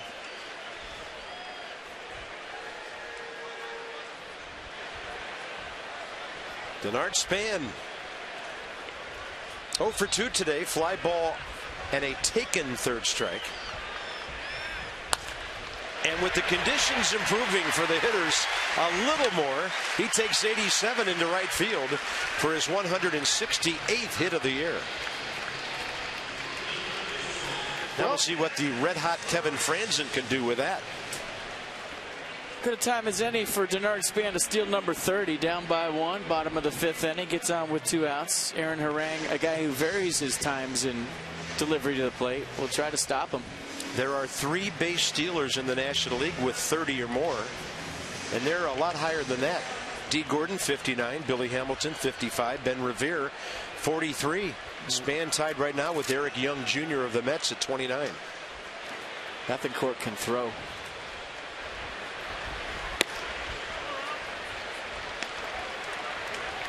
And Franzen a good contact man if Denard can get himself to second. A lot of hitting room right side. Second baseman LaStella placed Franzen shading up the middle.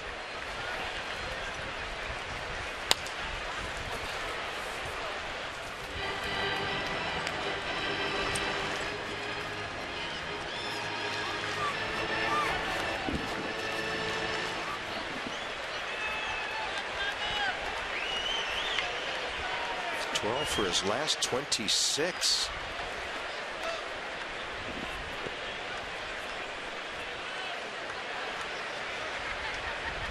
Holding a Span. Franzen, this one's got a chance. It's on the ground. Span to third. And Kevin Franzen, with almost every variety of base hit you can have today, is 3 for 3. Bullet to right first time up, swinging bunt to third second time up, and now a blooper to right center field. Third time up, Kevin Franzen 3 for 3. Something about that 2 slot just has hits built into it. Kevin Franzen taking advantage. Runners at the corner with 2 outs. Nats in business. Well, Jason Worth bats today for the first time with a runner in scoring position. And in that department this year, he's hit .341, 4th highest in the league. Worth has 15 RBIs in his last 22 games. Crowd comes alive. Nats have out hit the Braves 6-3.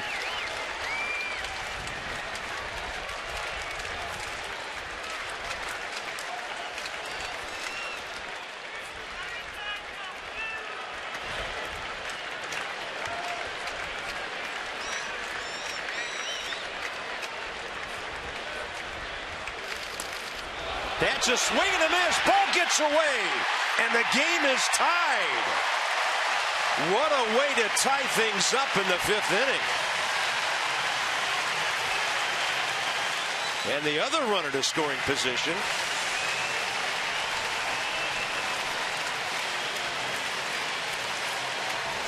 It's surprised Worth even swung at this, but it ended up getting in the way of Bethancourt. I think he lost track of the baseball because of the bat path of Worth.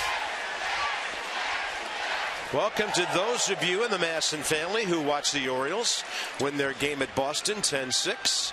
Nationals just tied the game here. That's a pass ball on Christian Bethancourt, the rookie catcher. He just didn't get down and get it. And now Worth will hit a ground ball to the right side. So Span singled with 2 outs. Kevin Franzen with a base hit sent him to third. The pass ball gets the Nats back even as this one rolls to the top of the 6th.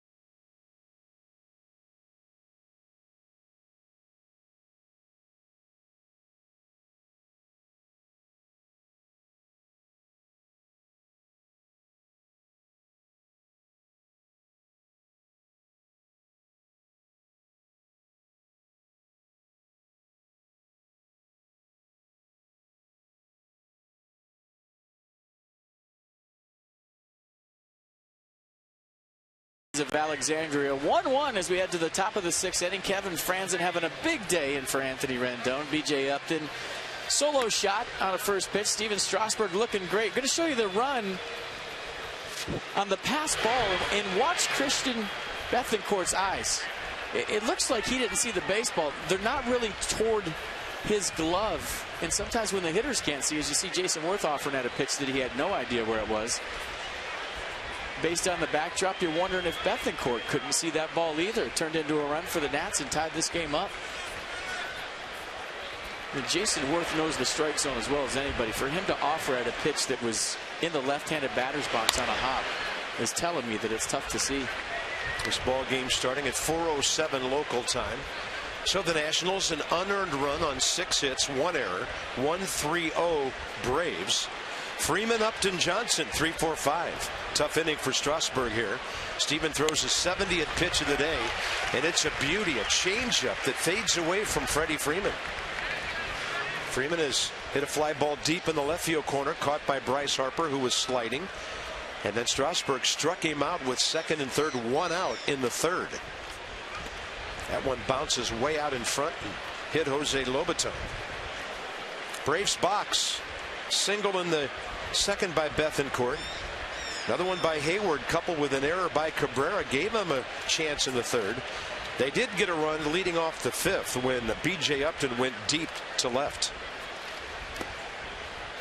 2 balls, 2 strikes. So Strasburg threw 5 innings, 68 pitches, 47 strikes, 7 Ks. He's hit a batter.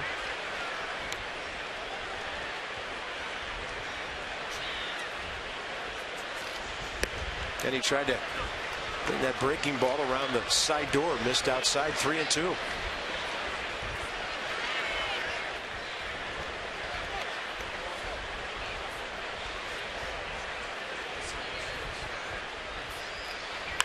Freeman drives it to left. It's moving away from Harper.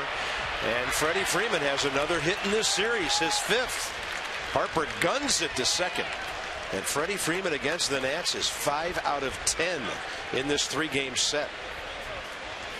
He did a real nice job of staying on the changeup from Strasburg at 90 miles an hour, 39th double of the year. And watch him stay on this pitch. Not a bad pitch from Steven. Just a little extendo swing. Flip it down the corner for a leadoff double here in the 6th. If Price doesn't slip, he might have a chance. It's just amazing what a good hitter Freddie Freeman is. He's like a power guy who knows how to use the entire ballpark from line to line. That was his 61st extra base hit of the year, which is 1 more than Anthony Rendon. And that's the 3rd most in the National League.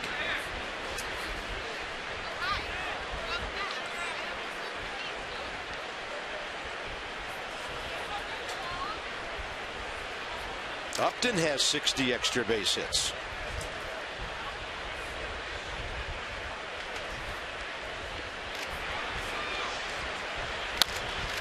Guides it right side. LaRoche gets a piece of it, and the Braves are going to score. Home is Freeman, 2-1 Atlanta on Justin Upton's 94th RBI. Well, you like the approach by Justin Upton right there, an RBI guy, but he's still trying to hit the ball the right side and just at least move Freddie Freeman to third. He got the bonus with the base hit. Hit the ball right on the nose, inside out swing. Good effort by LaRoche. It looked like Chris Johnson was going to grab Freddie Freeman right there. Told him to stay up.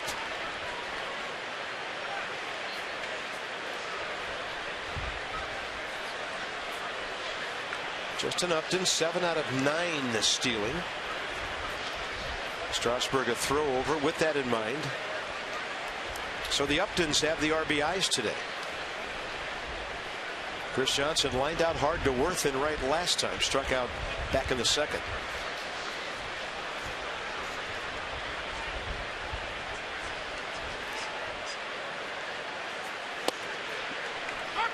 Still 96 with the heater here in the 6th inning.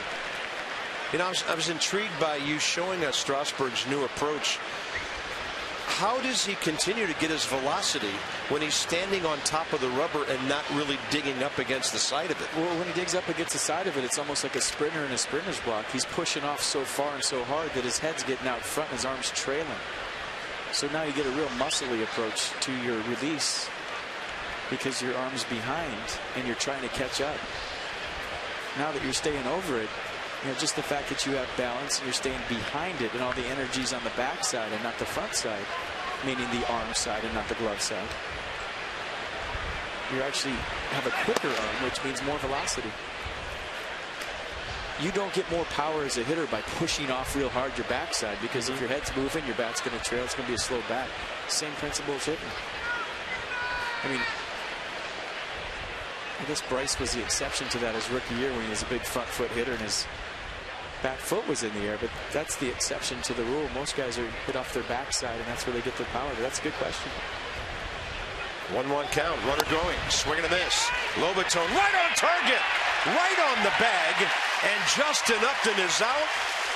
You couldn't draw a straight line from home to second any better than that.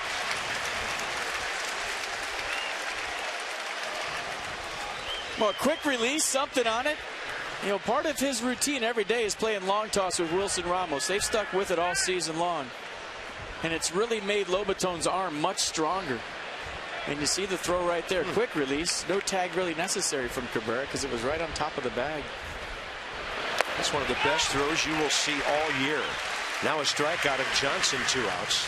Lobaton, by the way, 10 for 35 now, gunning out base runners. That was Strasburg's 8th K right there. Well, the throwovers, too, by Strasburg to keep Upton close gave Lobaton a chance. Great throw. I mean, it doesn't get any better than that. 2 outs, bases empty for the second baseman, Tommy La Stella.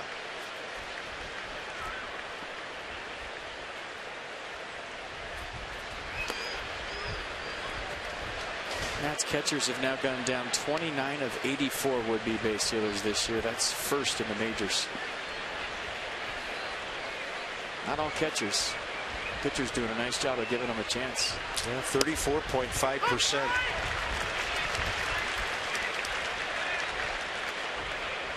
Count is even to La Stella, who has pulled the ball twice, bouncing out to LaRoche, and one to Cabrera.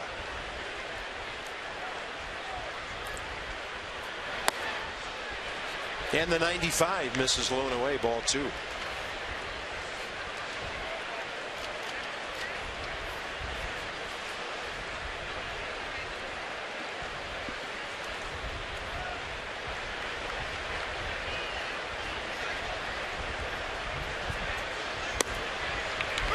There's that side door breaker.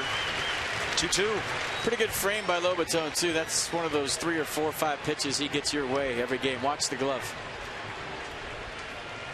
Mercedes-Benz tracking it outside, but Strasburg's thrown other strikes with that pitch today. Then he goes heater. La Stella hits it well, left center. Denard span, can't get there.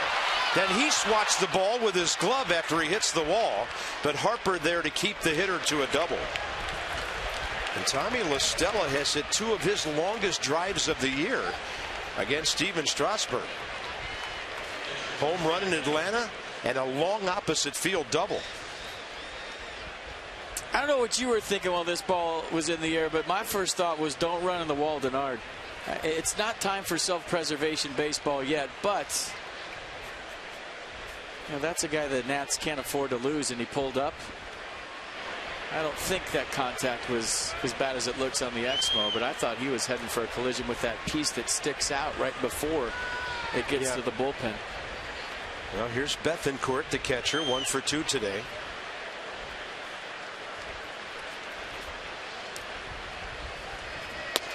I was kind of hoping Denard would let go of that chain link fence, which he did. That thing can cut you up on your hands as well. Pretty good frame again by Lobaton right here. Good pitch by Strasburg.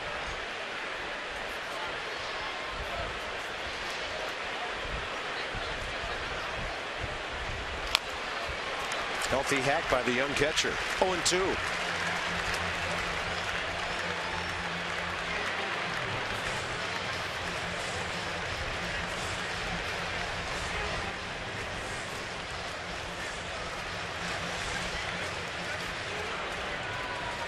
Braves have had 3 hits in this inning. The caught stealing huge now after La Stella doubled.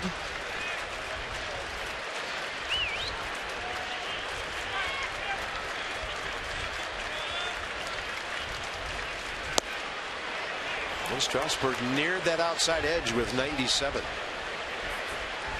Well, the Nats with 2 hits at the bottom of the 5th. The Braves hits here in the 6th. You're starting to think they're seeing the ball a little better, even though Jason Worth took some funky hacks. And Bethancourt allowed that ball to get by him.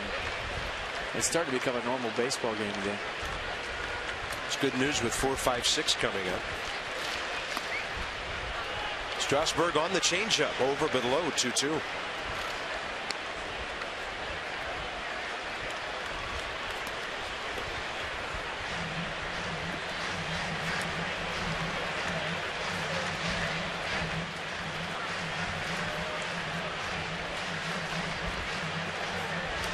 They're changing up the signs or going no sign right here. That's what that conference was about.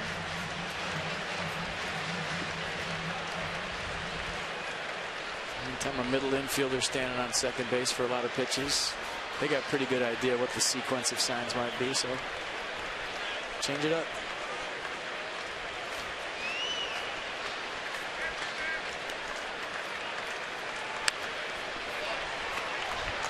'96 had him reaching.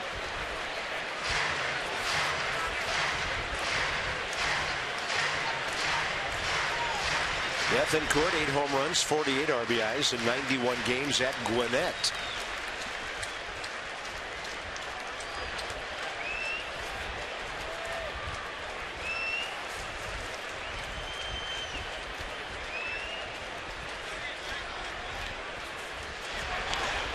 And that ball gets through Lobaton, a breaking ball away.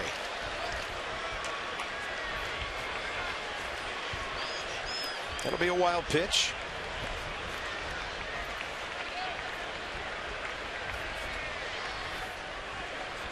He's kind of overthrew the curveball bouncer right here. Lobaton had no chance. And if you're Bethancourt right here, I think that might be the last pitch you're looking for on a 3-2 count. Either going to get a fastball or changeup. You wouldn't think he'd throw that again. Strasburg steps off, and they're going to reset the signs. B.J. Upton, who homered last time, is on deck here. Full count, 2 outs. And Strasburg will go 96 to the outer edge.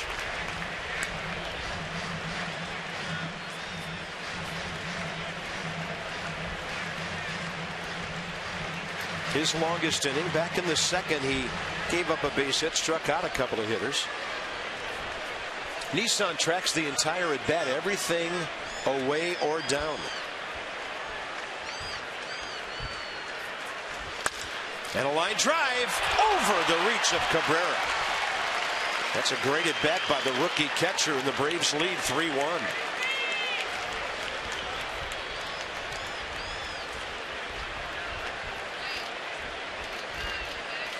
Well, back to the 5th inning. B.J. Upton got a first pitch sinker, 2-seamer from Strasburg. Got the barrel to it, drove it out of here to make it a 1-0 game.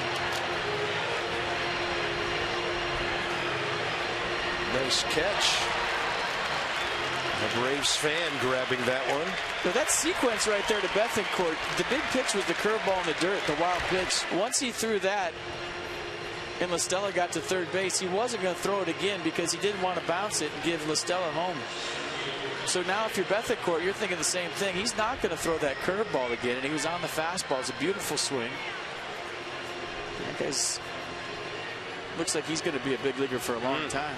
But that's what you do as a hitter. You say he's not going to throw that again. He didn't want to bounce that. He didn't have confidence in it after throwing that, and he was on the heater. Yeah, Bethancourt 2 for 3 today. Strasburg to Upton. Strikeout first time, home run second time. And it goes right back to the fastball, 97. Maybe BJ thinking, I'm not going to see first pitch heater this time. Well, it was located. It was outer third.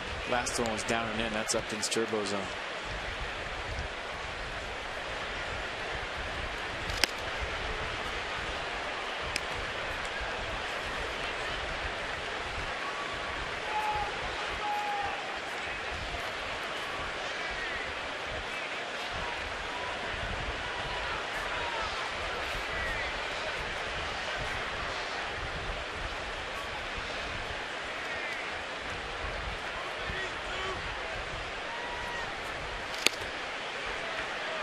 Wow. Very close with 96. Strasburg cannot believe that was ball 2. Did it have enough run back to it is the question. And Marty Foster says no.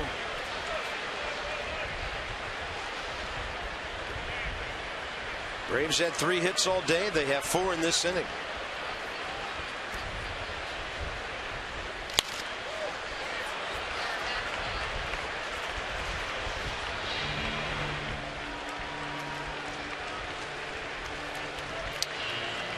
Pitcher spot due next. Sarang is on deck. Jerry Blevins may be ready for Hayward if it gets that far.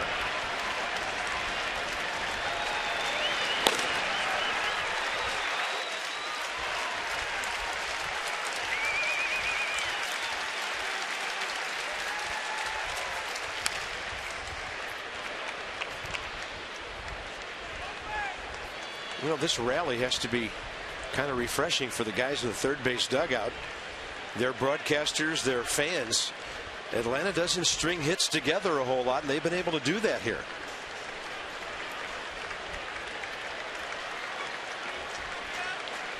Freeman got it started with that opposite field double to lead things off. 2 outs later, it's a struggle. 2-2 and a bouncer. Cabrera waiting for it. The Braves will pick up a couple of runs to retake the lead. Bottom 6 ahead, LaRoche, Cabrera, and Harper. Nats down 3-1.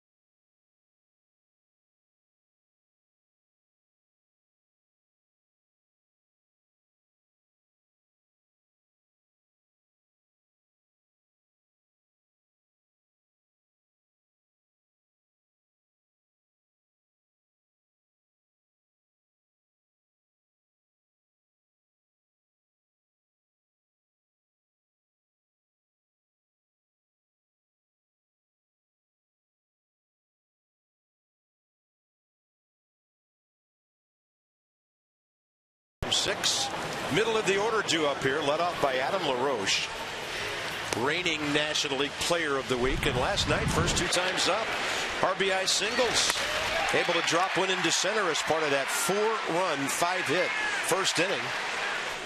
And then after the Nats got a walk and a catcher's throwing error, he'd pull one for RBI number 82, second time up.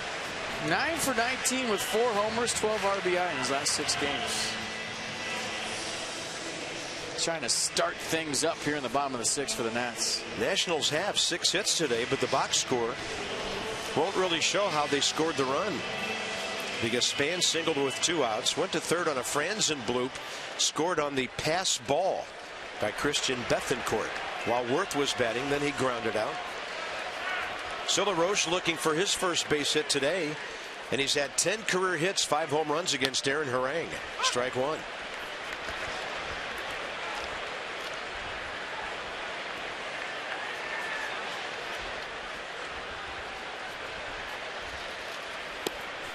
Off speed with 75.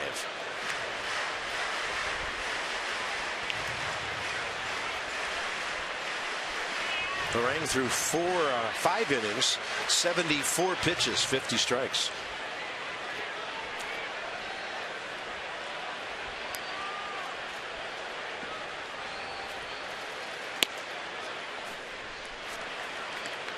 Bringing 90.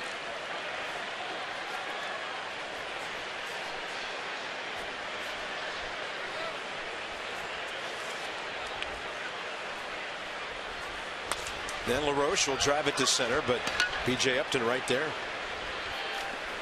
Harang's taken a hot hitter and cooled him off 0 for 3 today. Next up is Asdrubal Cabrera, who's 1 for 2. Well, we can tell it's the top of the hour, whether it's 5 or 6, looking toward the Capitol and seeing 395 traffic at a crawl. Bonus coverage on Masson for those of you who saw the Orioles win their game at Fenway today. That's 4 straight for them. They've won 86 on the year. Only better record in all of baseball, the Angels, who've won 6 in a row, and they're 89 and 55. It's hard to believe the Oakland Athletics are 8 games behind them now after the 4 months they had. Well, they tinkered with a good thing at the trade deadline, and it hasn't been the same since. Correct.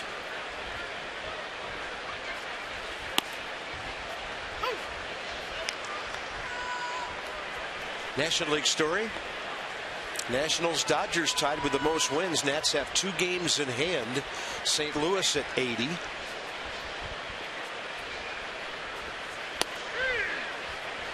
And gone is Cabrera. Aaron Harang 7 strikeouts today. Nissan will track it. Did this one come back is the question, as Dribbles thinks not. Wow, not even close.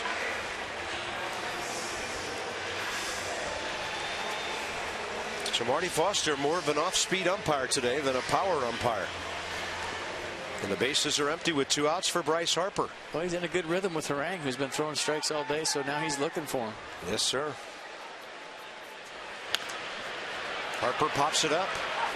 Out goes La Stella. And the Nationals have had 2 hits since the 3rd inning. Still time in this one. On to the 7th. It's Atlanta 3-1.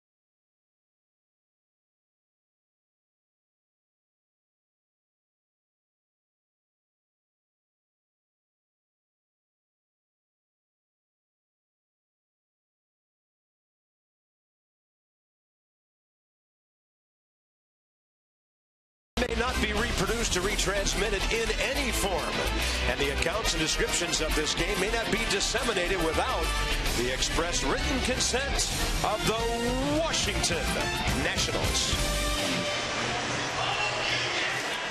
Well, the view in from center field. Now today for the hitters, the view towards center field's been a little rough. This one going to the 7th inning. Atlanta leads 3-1. And Jerry Blevins will replace Steven Strasburg after 6 innings, 3 runs, and 99 pitches. 59th game for Jerry. 52 innings, 55 strikeouts. And the league's hitting .235 against him. A fastball averaging 91. He'll cut the fastball at 87. Curveball 74. Changeup 84. I said .235. I must be counting Harang to make it out here. He will stay in the game, and why not the way he's pitching?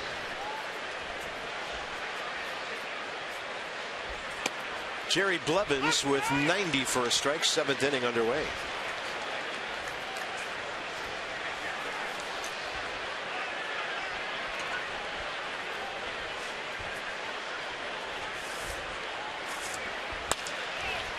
And Harang will drop it into right center field. That'll be his 5th hit of the year.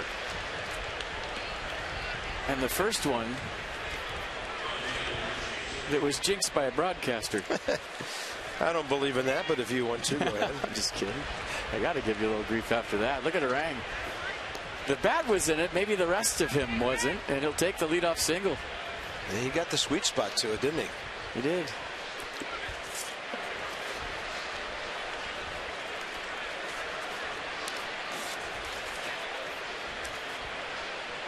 Top of the order, Hayward. Jason Hayward against Blevins, 0 for 4 career.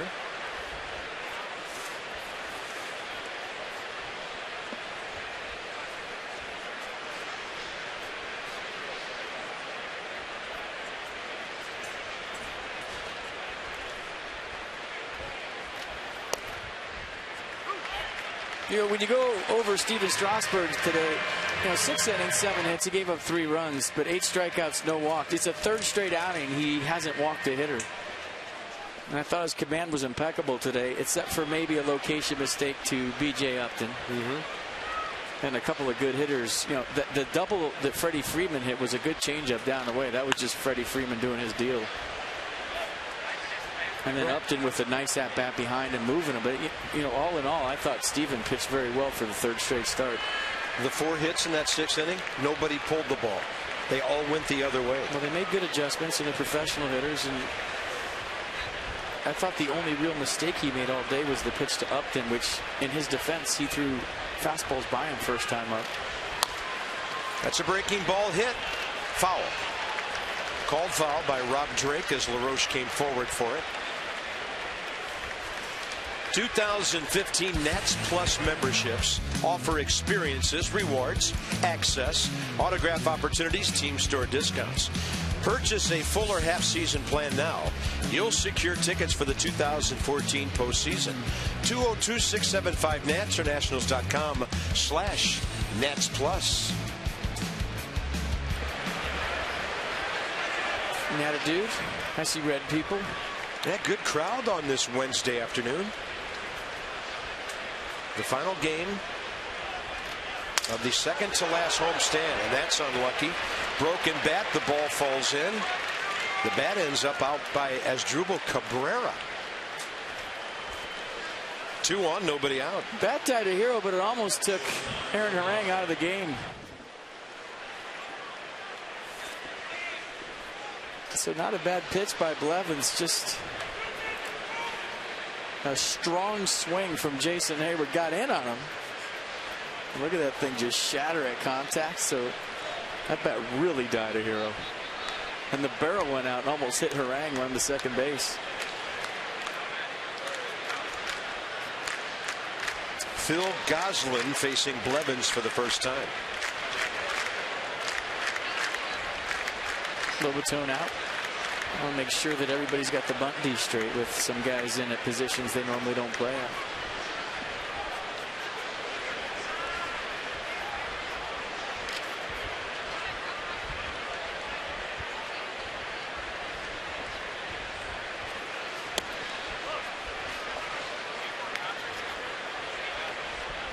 So the last 3 starts for Strasburg, 21 strikeouts, no walks.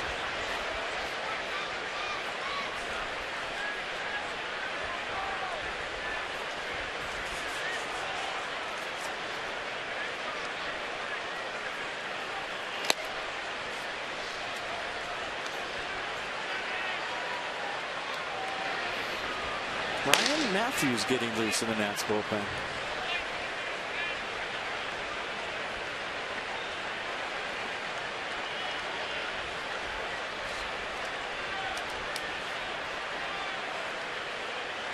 Well, tough count. Goslin has shown us some pop in that bat in this series. Nets inside 3-0. Today, actually, the largest crowd of the 3-game series. 31,086. The series draws nearly 86,000 for 3 games. An average of 28,589. That's a walk. Bases loaded, nobody out. And Freddie Freeman is next. Freeman against Blevins, 3 for 6 career with a pair of doubles.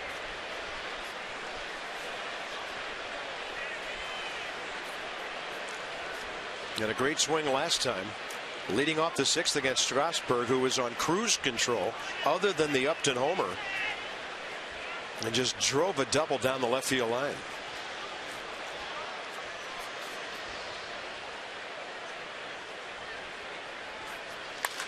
Now he drives one to right. And Jason Worth makes a tremendous catch.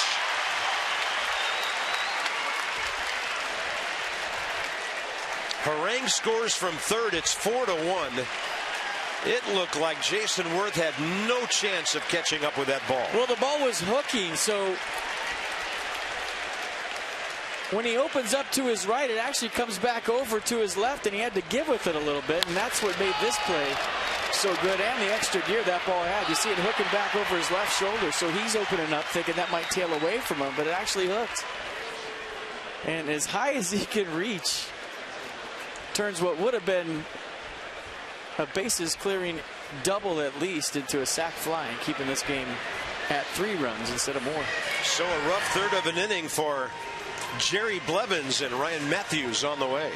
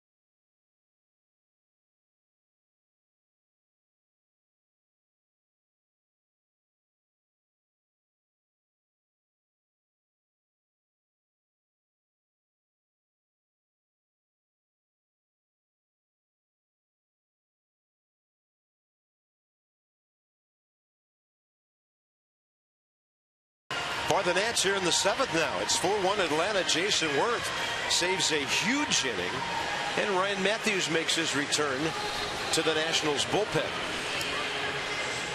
That 2-seam fastball, mid-90s. The breaking ball is a slider, and a split is the change. So reports from AAA from Brian that his velocity was up. You remember when he was up earlier in the year, he was throwing the low 90s, and word is it's mid to upper 90s like it was in 2012. Yeah, Ryan told me it was just one of those weird years for him down there, when about everything that could go wrong would go wrong. A call here and there, or a blue pit here and there. Feels like he's throwing the ball really well, relishing the chance to get back to the big leagues. And you know, sometimes you have a year like that, but the main thing is he's healthy again. The hand's fine, and we know what this guy's capable of. Well, Matt Williams bringing him in because he's got the sinker, and that plays well against Upton, looking for that ground ball. Justin Upton, by the way, is 0 for 5 career against Ryan. And I'm looking at the log, 4 of those ground outs. Well, it's good to see him back, and it's good to hear Katy Perry again when he takes it around. We miss Katy. We do.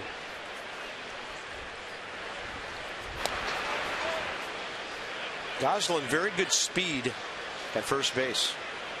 Hayward at third. We know what he can do.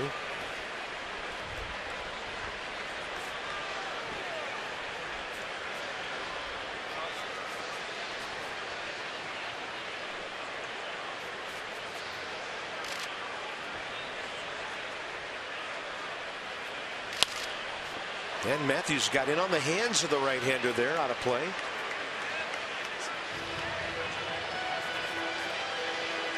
So for the first time since May 20th against the Reds, Ryan Matthews on a major league mound.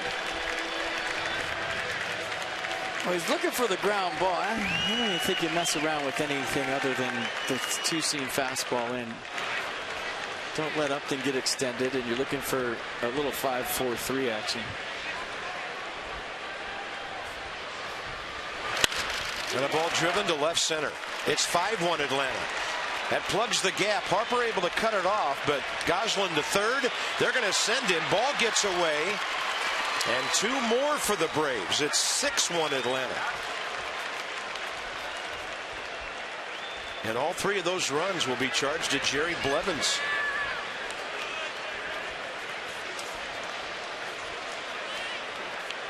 Well, they had him tied up on the inner half and decided to go with the fastball the way the four-seam fastball in an 0-2 count.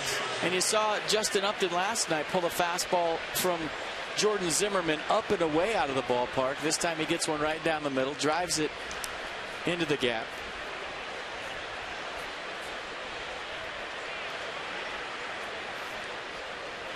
And the throw gets away and everybody scores. Low and away, that one picked by Lobaton. As Chris Johnson steps in, 3 for 5 career against Matthews with a triple.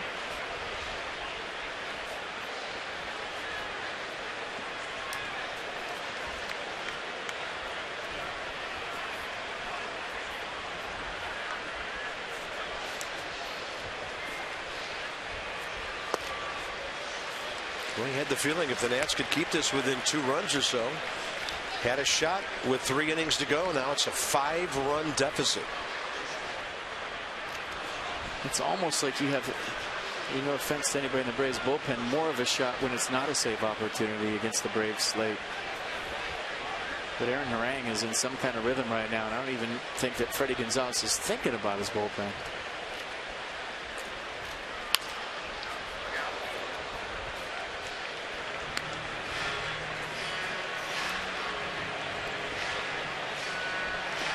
One ball and 2 strikes to Chris Johnson, who's 0 for 3 today.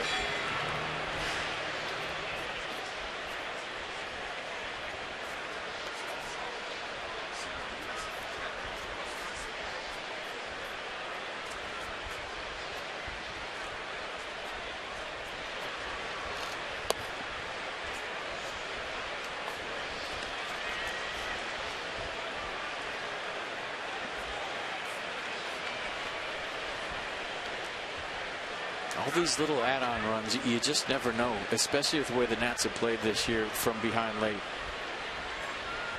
Every one of them becomes critical. Even though they're down by 5, you're thinking, oh, well, this one's over. No, I mean, it isn't. Not the way they've played all year and the way they've fought. So even though there's been some damage this inning, keep it right there and see what happens.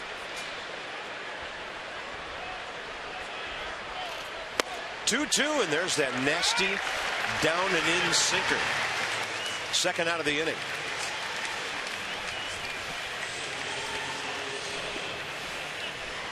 And now Tommy La Stella will see Ryan Matthews for the first time. Everything down the zone. This one a good sinker, 94 miles an hour, and that's the pitch you were thinking they might throw to Justin Upton, but a good pitch right there to Chris Johnson.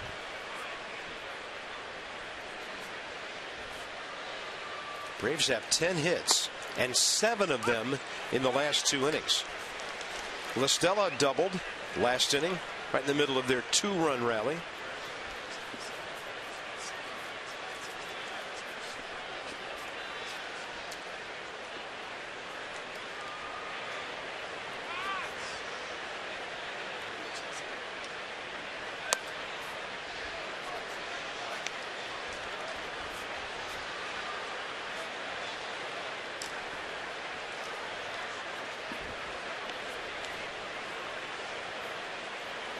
That was a nice send by Doug DeCenzo, the third base coach from the Braves right there. He read that throw going to second base from Harper and kept the runner running. And he was going even before the throw got away. Maybe you call him Doug DeCendo. Anytime you're going away from the play and it's a long throw into second and you have speed coming to you at third and he's coming hard, meaning he's waiting for you to stop him, it gives you the option as a third base coach to wave the runner. You can't always do that if you have a slow runner or a fast runner that's pulling up and decelerating as he comes to the bag. But if a guy's coming hard to you and he's thinking score, he gives you the opportunity as a third base coach to get deep, read the long throw back into second base, which is 2 or 3 or 4 steps, depending on how hard you're going, and it gives you the option to keep the runner going. DeCenzo was a good base runner. He knows all about it. He saw that play develop, and it was a nice send. And Ryan Matthews misses outside, 3-2.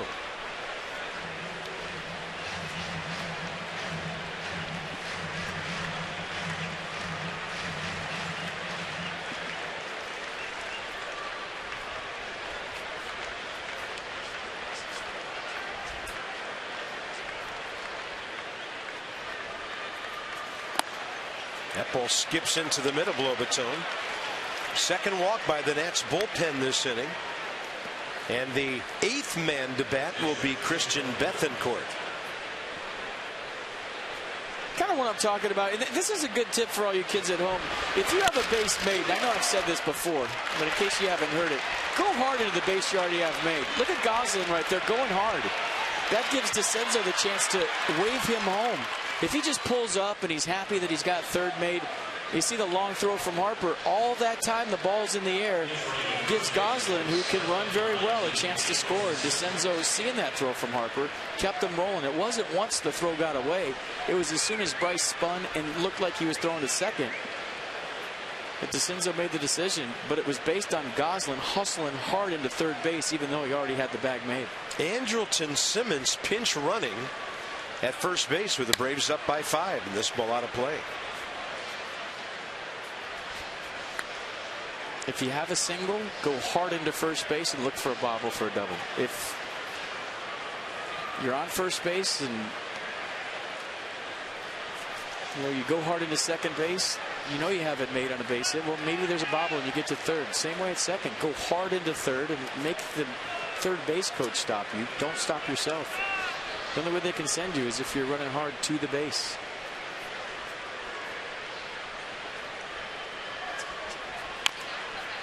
Matthews with that sinker gets the foul ball. Bethancourt today, a base hit up the middle.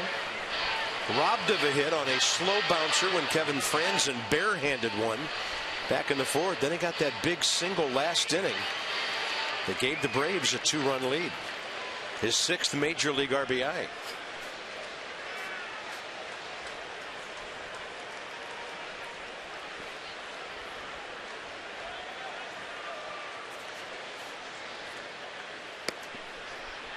Matthews goes off speed, misses upstairs, 1-2.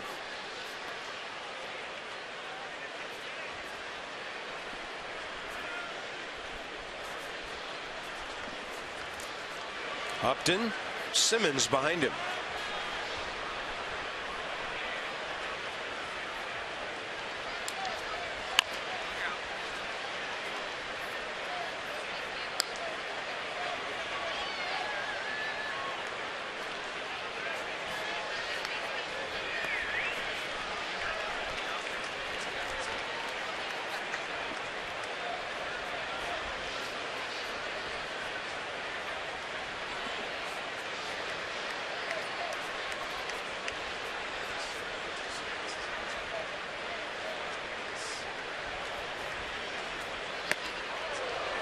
And some serious run on that.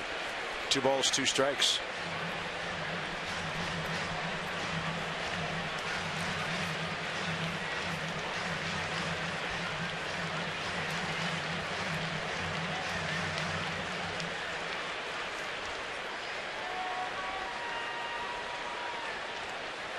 Ryan Matthews about to throw his 20th pitch.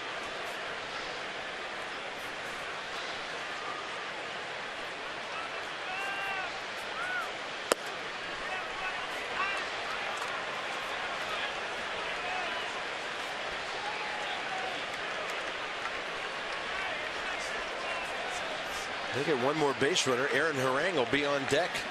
He started this inning with a base hit off Jerry Blevins.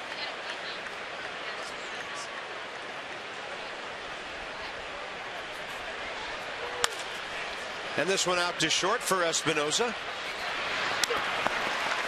Braves will pick up 3 more runs Time to stretch at Nationals Park. Long way to go yet, but now it's Atlanta by 5.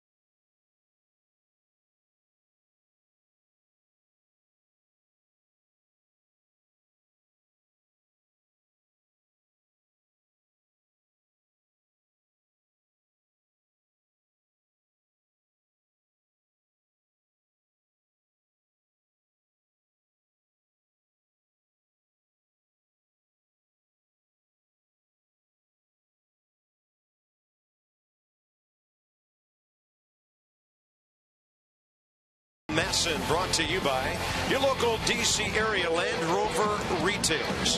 Visit DCAreaLandRover.com for special lease and finance offers. And by Navy Federal Credit Union. 4 million members, 4 million stories. Navy Federal Credit Union. Gorgeous day at the ballpark, but a long way to go in this one of the Nats. A long road to climb or travel against the Braves right now. 6-1 ball game. Unusual to see an inning slip away like it did against the bullpen, but you know, Jerry Blevins hasn't worked a lot lately. Ryan Matthews returns back to the big leagues, and a rough frame right there. You know, going back to my only playoff experience in 2001 in Oakland, I know I talk about it a lot, but in September, when you kind of have the feel you're going to the playoffs, in the back of your head as a player, you're thinking playoff roster. Am I going to be on the 25-man roster? And every time you take the field, regardless of the score, whether it's a tight game or blowout, you're being evaluated for that 25-man roster in October. And maybe getting a little ahead of ourselves right now, but every time you go out there right now, you got to be thinking of it. Well, there's still time in this one. Aaron Harang, tremendous command in this ball game. I mean, this guy looks like a pitcher that has won 16 games a couple of times in this series. So Andrelton Simmons into the game to play short. And Phil Gosselin moves over to second base.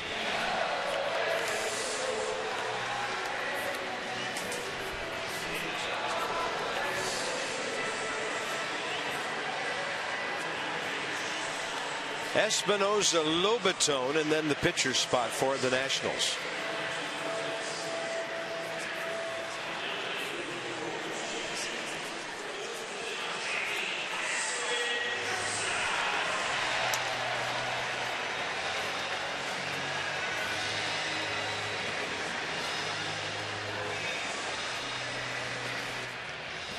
Danny Espinosa 1 for 2 today, and career 5 out of 9 against Aaron Harang. 82 pitches, 57 strikes. He continues to get ahead.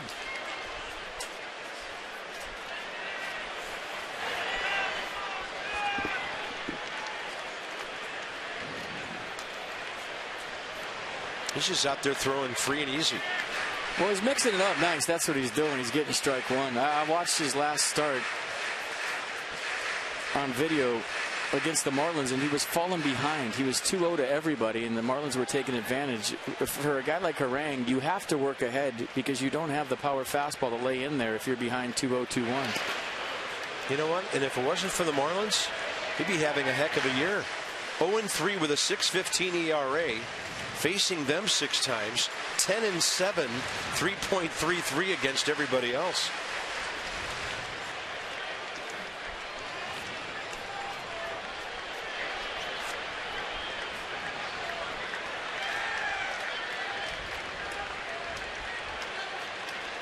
1-2 to Danny Espinosa. Nowhere near that off-speed pitch. Strikeout number 8.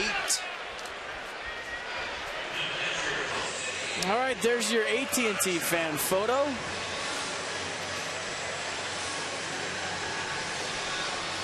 Those guys are going good. I'll tell you what. The presidents do well for themselves. They really do. They do a nice job. Rafael Soriano warming up for the 8th inning. Needs some work. Needs to get back on the mound and find some things he's been working on in the bullpen. Jose Lobaton here, rookie on deck. Lobaton has been struck out twice by the precise Aaron Harang, both looking today, and there's Michael Taylor.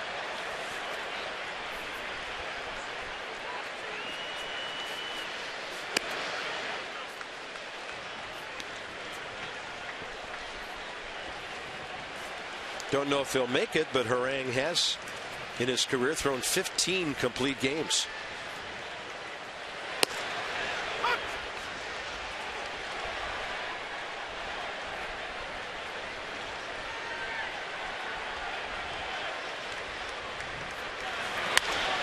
Well hit. Tough hop. Goslin takes care of that. 2 down.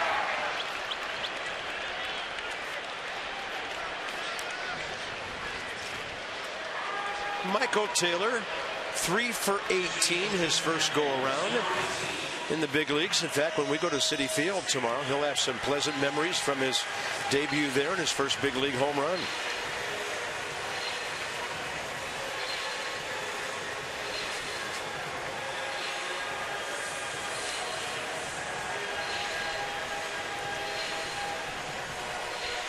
So Roger McDowell popped out of the dugout very quickly. Quick scouting report on Michael A. Taylor for Aaron Harang.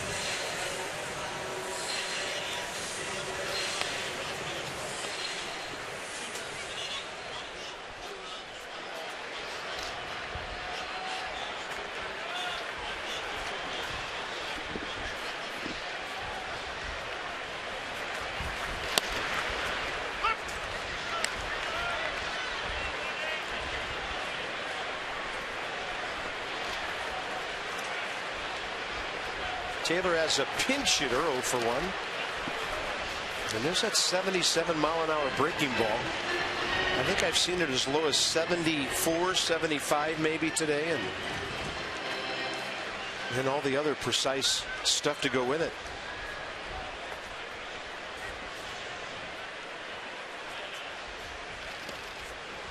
And he carves up a young hitter. 9 strikeouts in 7 innings by Aaron Harang.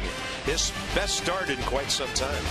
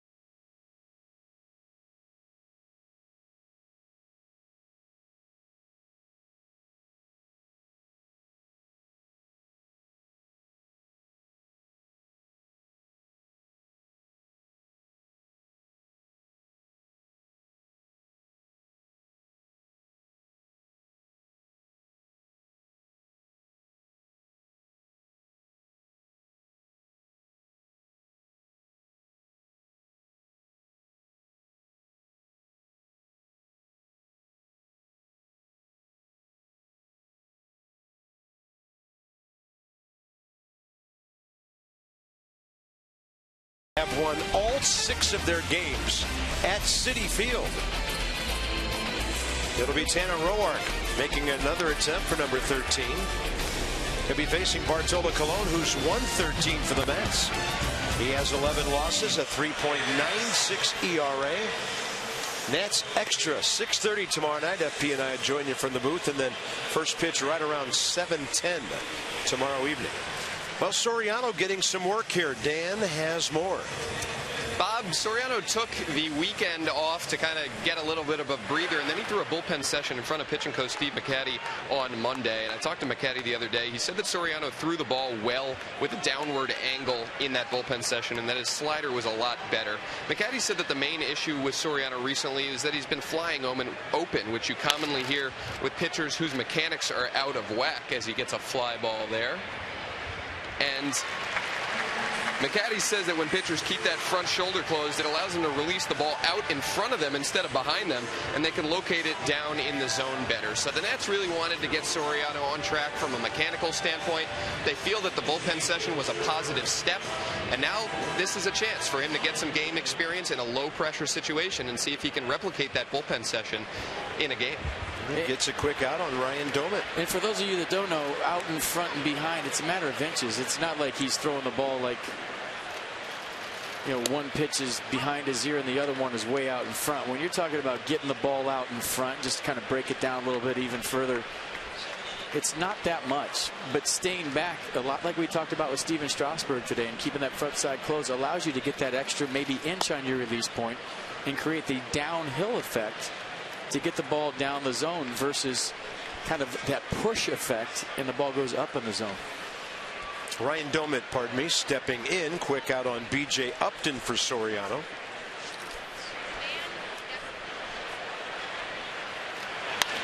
And this ball hammered into right. He's got some hook on it. Worth way to his right. Domit rounding the bag and going in for two. 1 on, 1 out. Top of the 8th. Domit, a serious weapon in this series off the bench. Had some good at-bats. Let's see where the location of the pitch is. Everything down and in. This one kind of backed up a little bit right down the middle, and Domit on it.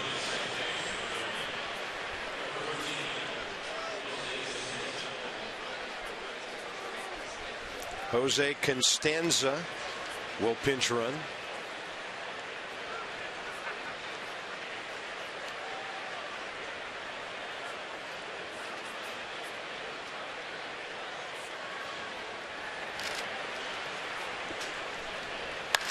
And that ball laced into right.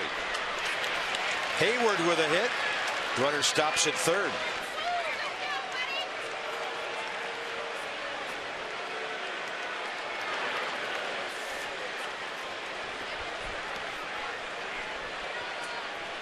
And Steve McCatty talking to Matt Williams, wondering who they're going to get up now. He saw him with his hands out of the side. Who do we have down there? And I think it might be Blake China. We'll see who gets up.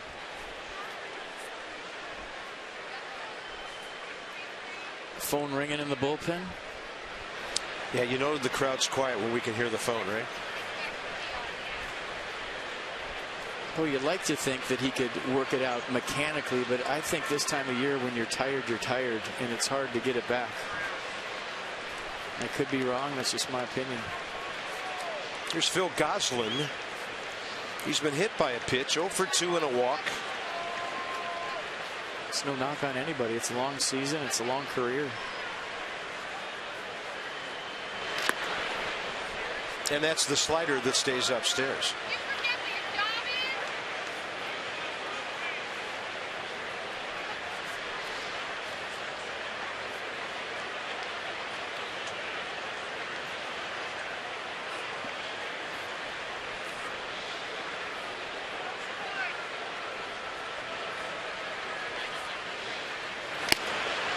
Good fastball.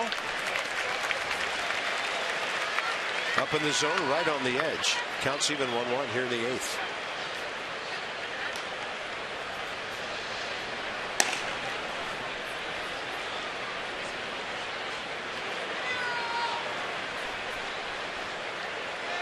I think the reason you see the bullpen up so quick is if you are a little fatigued, he doesn't want to leave Soriano off there too long. That was a good slider. Yeah, that one ending up down in the zone. That was a strike for a while.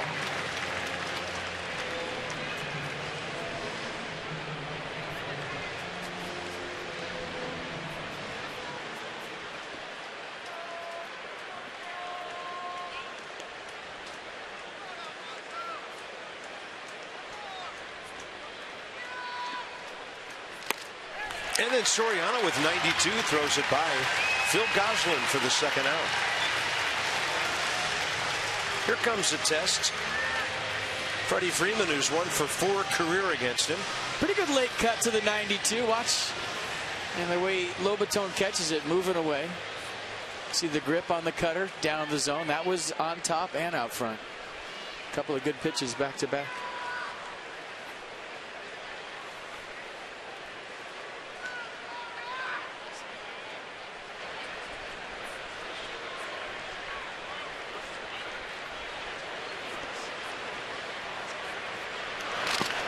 Freddie Freeman locked up. 86 in the dirt. Pretty good block there by Jose Lobaton.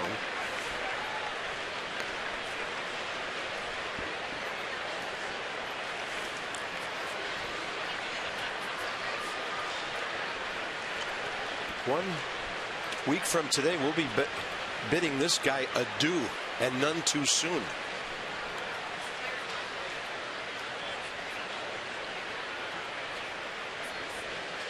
Runner goes off of first, and the Nats just conceding second base to Hayward.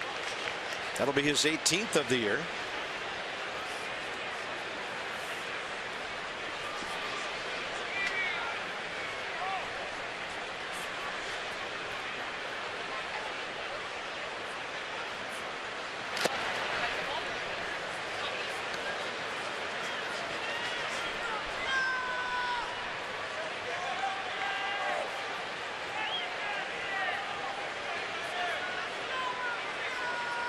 I don't know how interested he'll be with Freddie Freeman right here behind the count and first base open and 2 outs. See if he goes after him or tries to make him fish. Well, was cutting right down the middle. Interesting. Lobaton set up on the outer edge, and that thing had that little cut to it. Ended up right over the middle. Well, Freddie Freeman might have outthought himself right there. That pitch was right where he likes it.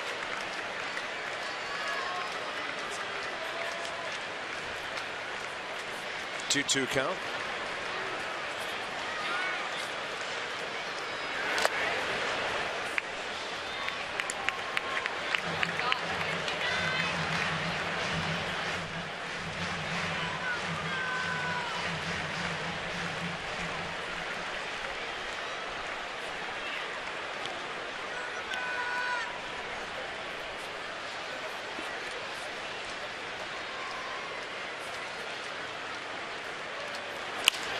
Freeman lines it right at Kevin Franzen.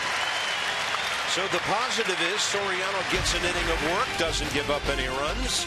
Top of the order for the Nats, bottom of the 8th, down 5.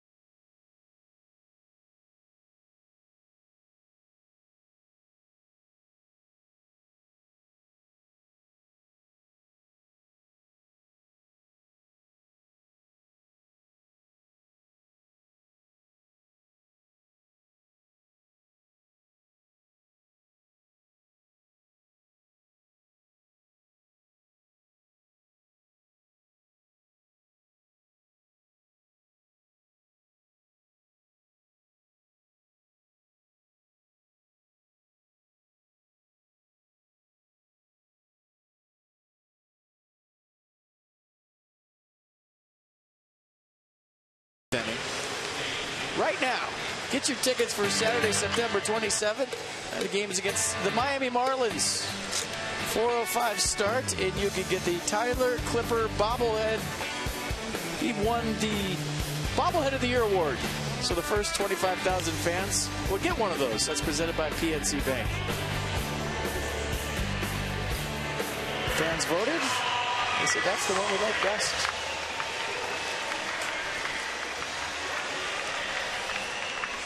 So far, the Braves, it'll be David Carpenter here. 58th appearance, 53 innings, 63 strikeouts. He and Walden are right-handers who can really bring it, who have helped get the ball to Craig Kimbrell this year. That fastball averaging close to 96 miles an hour, slider 85. Occasional changeup at 88. I know we've mentioned this before. He was a waiver pickup prior to last year from Boston. 56 games last year. Ridiculous 1.78 ERA. Ball in the air off the bat of Denard Span. Justin Upton, 1 out. Well, Kevin Francis has been most of the offense for the Nats today. 3 knocks. So Anthony Rendon's sick, in case you missed it. So Franzen gets a start at third base. Line drive single to right first time up. Line drive single to third his second time up, and a bullet to right center his third time up, and a nice bare hand play right there. Good pick by LaRoche. And the reason I said that is they're all line drives in the book when you're 3 for 3. .267 batting average on the year, 13 for his last 27. And Carpenter ahead of him. Kevin Franzen career against this righty, 0 for 5.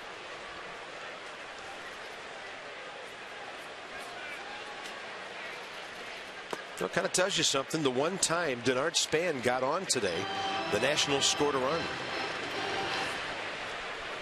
Not to put it on him, he's been great. And the Nats had some chances. 4 hits in the first 3 innings. 2 in the 5th, scored on a pass ball.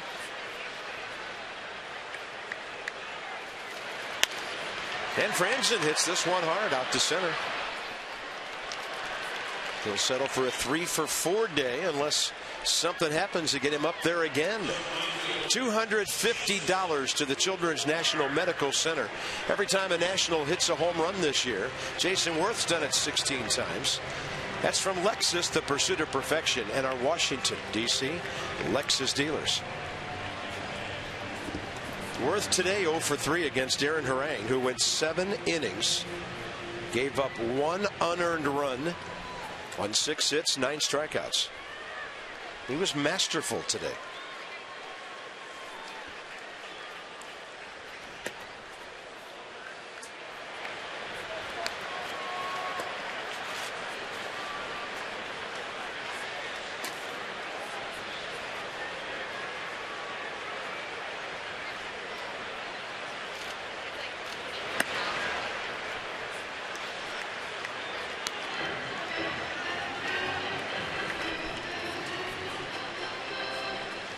Worth against Carpenter career 3 for 5.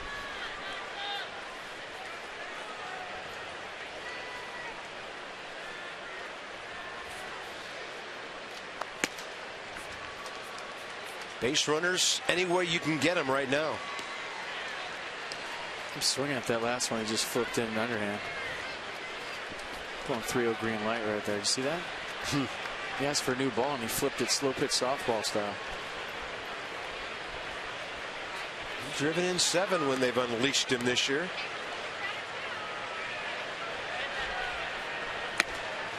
Taking all the way, down by 5 runs, and Worth's aboard. That'll bring in Adam LaRoche. He's 1 for 5 against the Braves right-hander.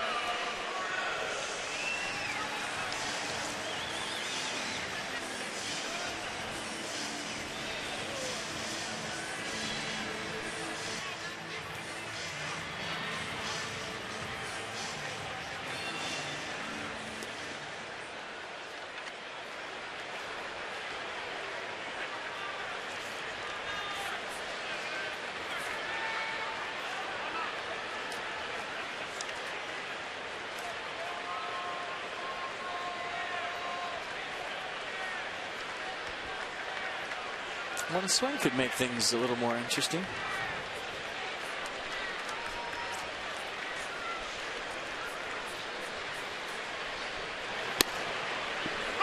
96 to the outside edge. Perfect pitch.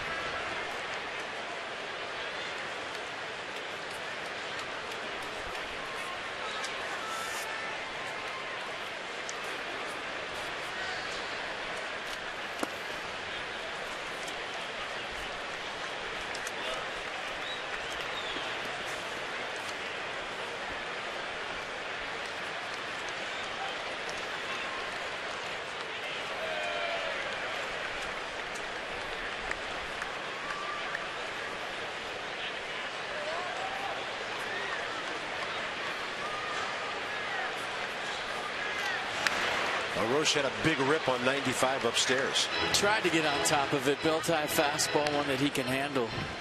Just a hair late.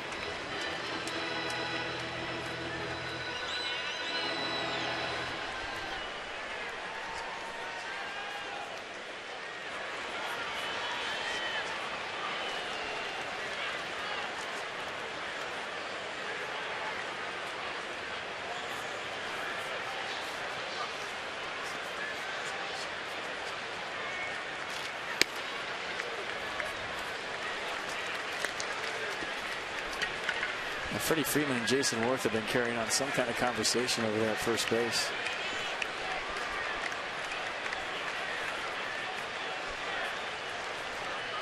Well, 16 games worth between these two ball clubs so far. The Roche will bounce one over there. It's handled by Goslin, who is really playing Adam the Pole. The Nationals strand their 6th runner of the day without a hit since the 5th. We go to the 9th as the Braves try to salvage one.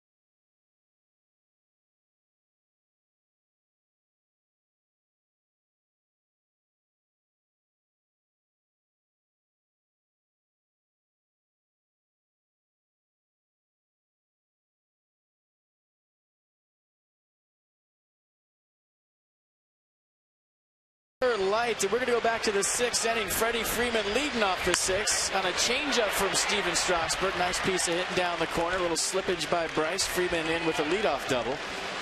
Justin Upton doing a nice job of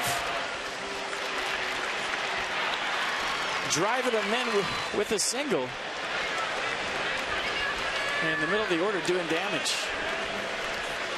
And Nats had just tied the game up in the bottom of the 5th inning. Braves got 2 in the 6th, 3 in the 7th, which really opened things up here.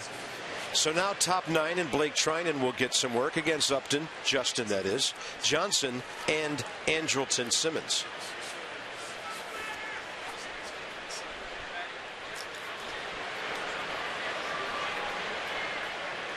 So 12 games, 5 starts, good ERA.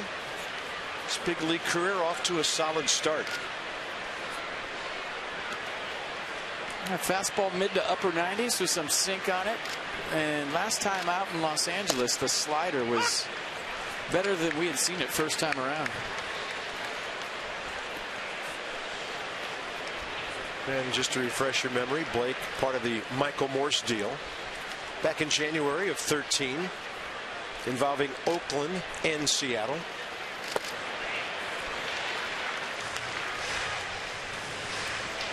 Came in that marathon in Los Angeles last Wednesday and pitched 2 shutout innings, giving up just 2 hits. Remember, he fielded that D. Gordon bunt with the winning run on third base like it was PFP in spring training. Not a problem.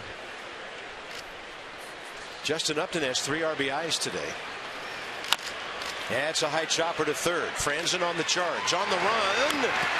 Got him. Kevin Franzen had himself a fine game on both sides of the ball today. He did another nice play. He made that bare hand play to end the 4th on Christian Bethancourt. Now a running play on Upton, who can run. Got rid of it quick and just got him. That was pretty close.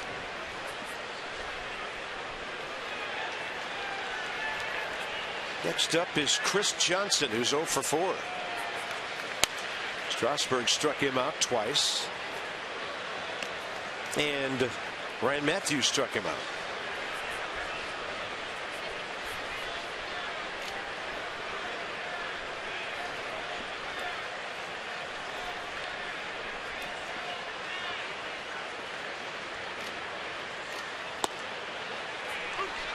.87 right to the outer half.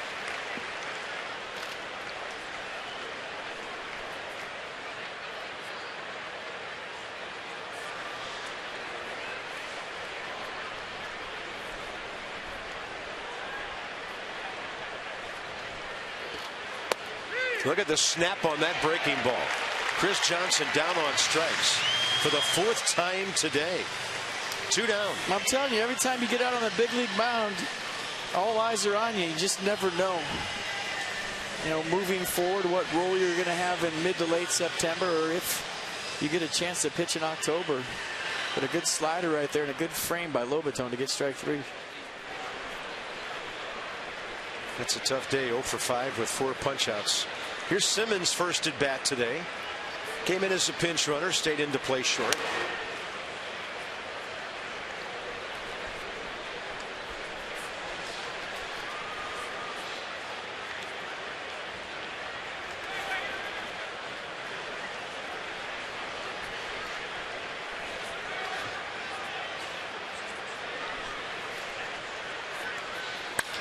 Good movement on that fastball, but right back in toward the hitter. And Simmons takes it out to the gap. He's going for 2. Good throw gets him, and that's not even close. Andrelton Simmons trying to stretch a single here. Last out, top of the 9th inning, and Denard Span checks in with the outfield assist. Well, Denard Span's still playing hard. And no surprise right here, cutting the ball off. Perfect throw right in the money. Danny Espinosa with the tag. Blake trying happy, nicely done.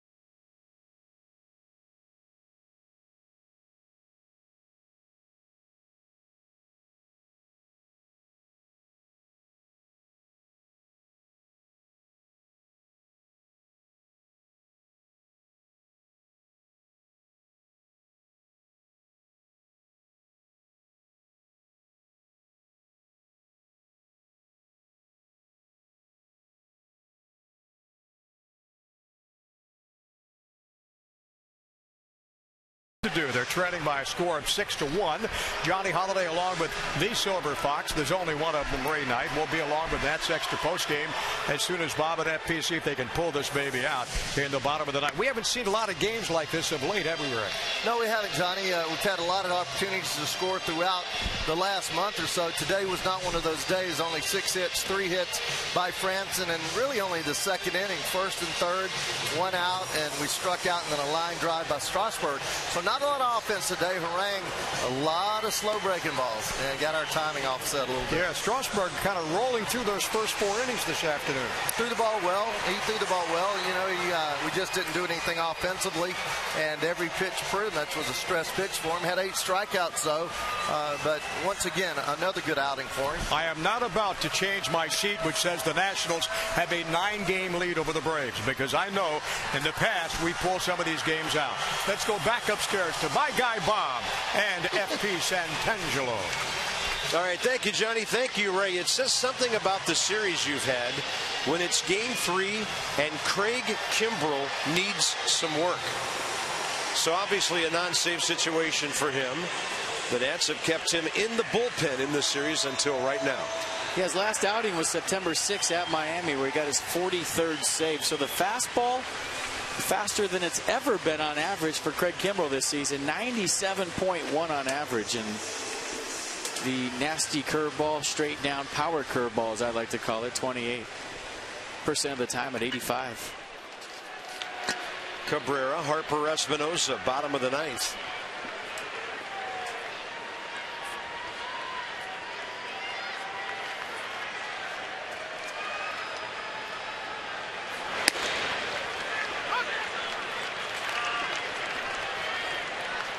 Asdrubal Cabrera has seen Craig Kimbrell once. That was in Atlanta. He grounded out against him.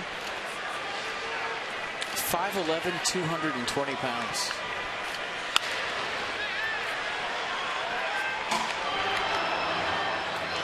"26 years old. And even though it's been several days, tied with Trevor Rosenthal of St. Louis for the league lead in saves with those 43. First player in Major League history to start his career up with 4 consecutive 40-plus save seasons. Fernando Rodney of Seattle has 44. The Nats have hit into some tough luck today. That's a line drive right at B.J. Upton for the first down.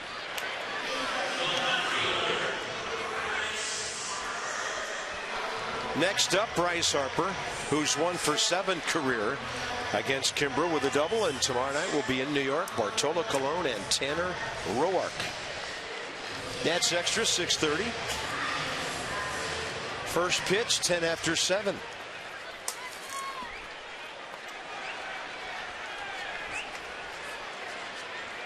Bryce Harper, 3 balls in the air today.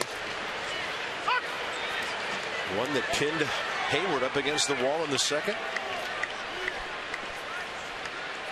When Bryce made contact, it looked like the Nats might have an early lead.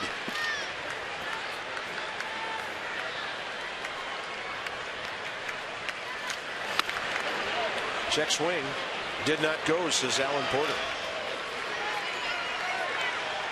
Nats taking the train up to New York, old school style tonight.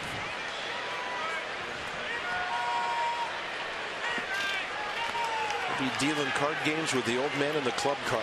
There you go. Penny a point. Ain't no one keeping score. On the city of Washington, we call it tonight. Great way to travel. That's one of the cool things about being in the East. Short trips to Philly, Baltimore, and New York. Next year, Yankee Stadium and Fenway.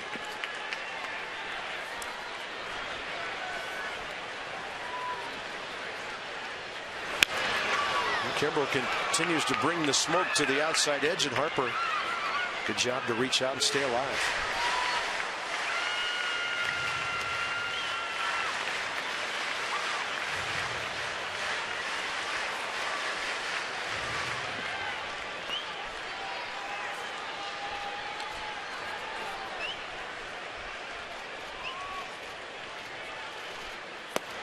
Fastball is low.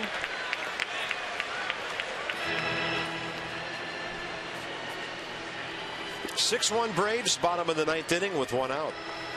If Atlanta holds on, they'll lead the season series 10-6 with 3 more at Turner Field next Monday, Tuesday, Wednesday.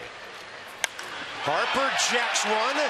See you later. Takes a while to come down. And for Bryce, number 12.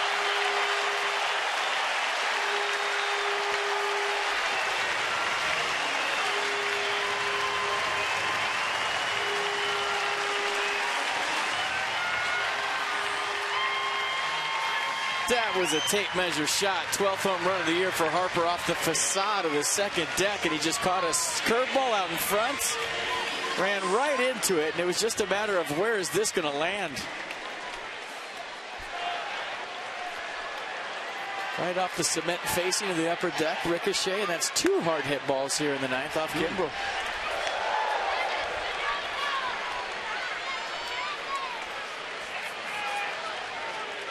By the way, that's the Nationals' first home run in this series.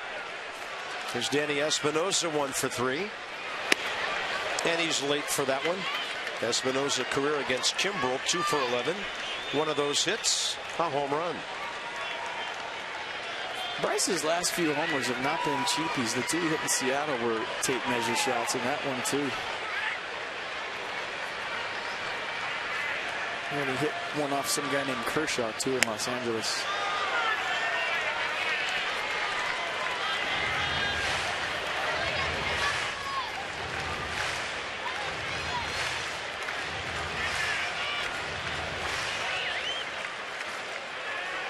Bryce, 54 career home runs now. He went flying right by 50 in Seattle. And Espinosa swinging a foul tip. 2 down.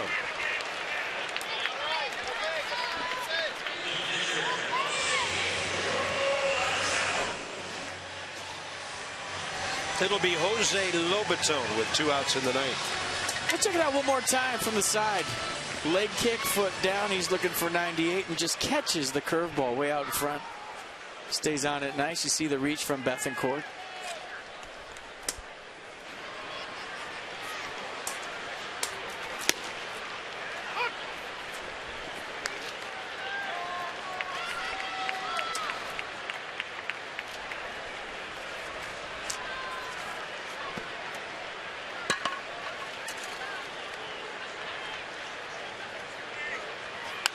Jose Lobaton late for 1. So the Braves are 1 strike away from heading to Texas, where they will spend the weekend while the Nats are in New York. Nats end up dropping this. They're still 14-4 in their last 18 home games. That's taking care of business at home.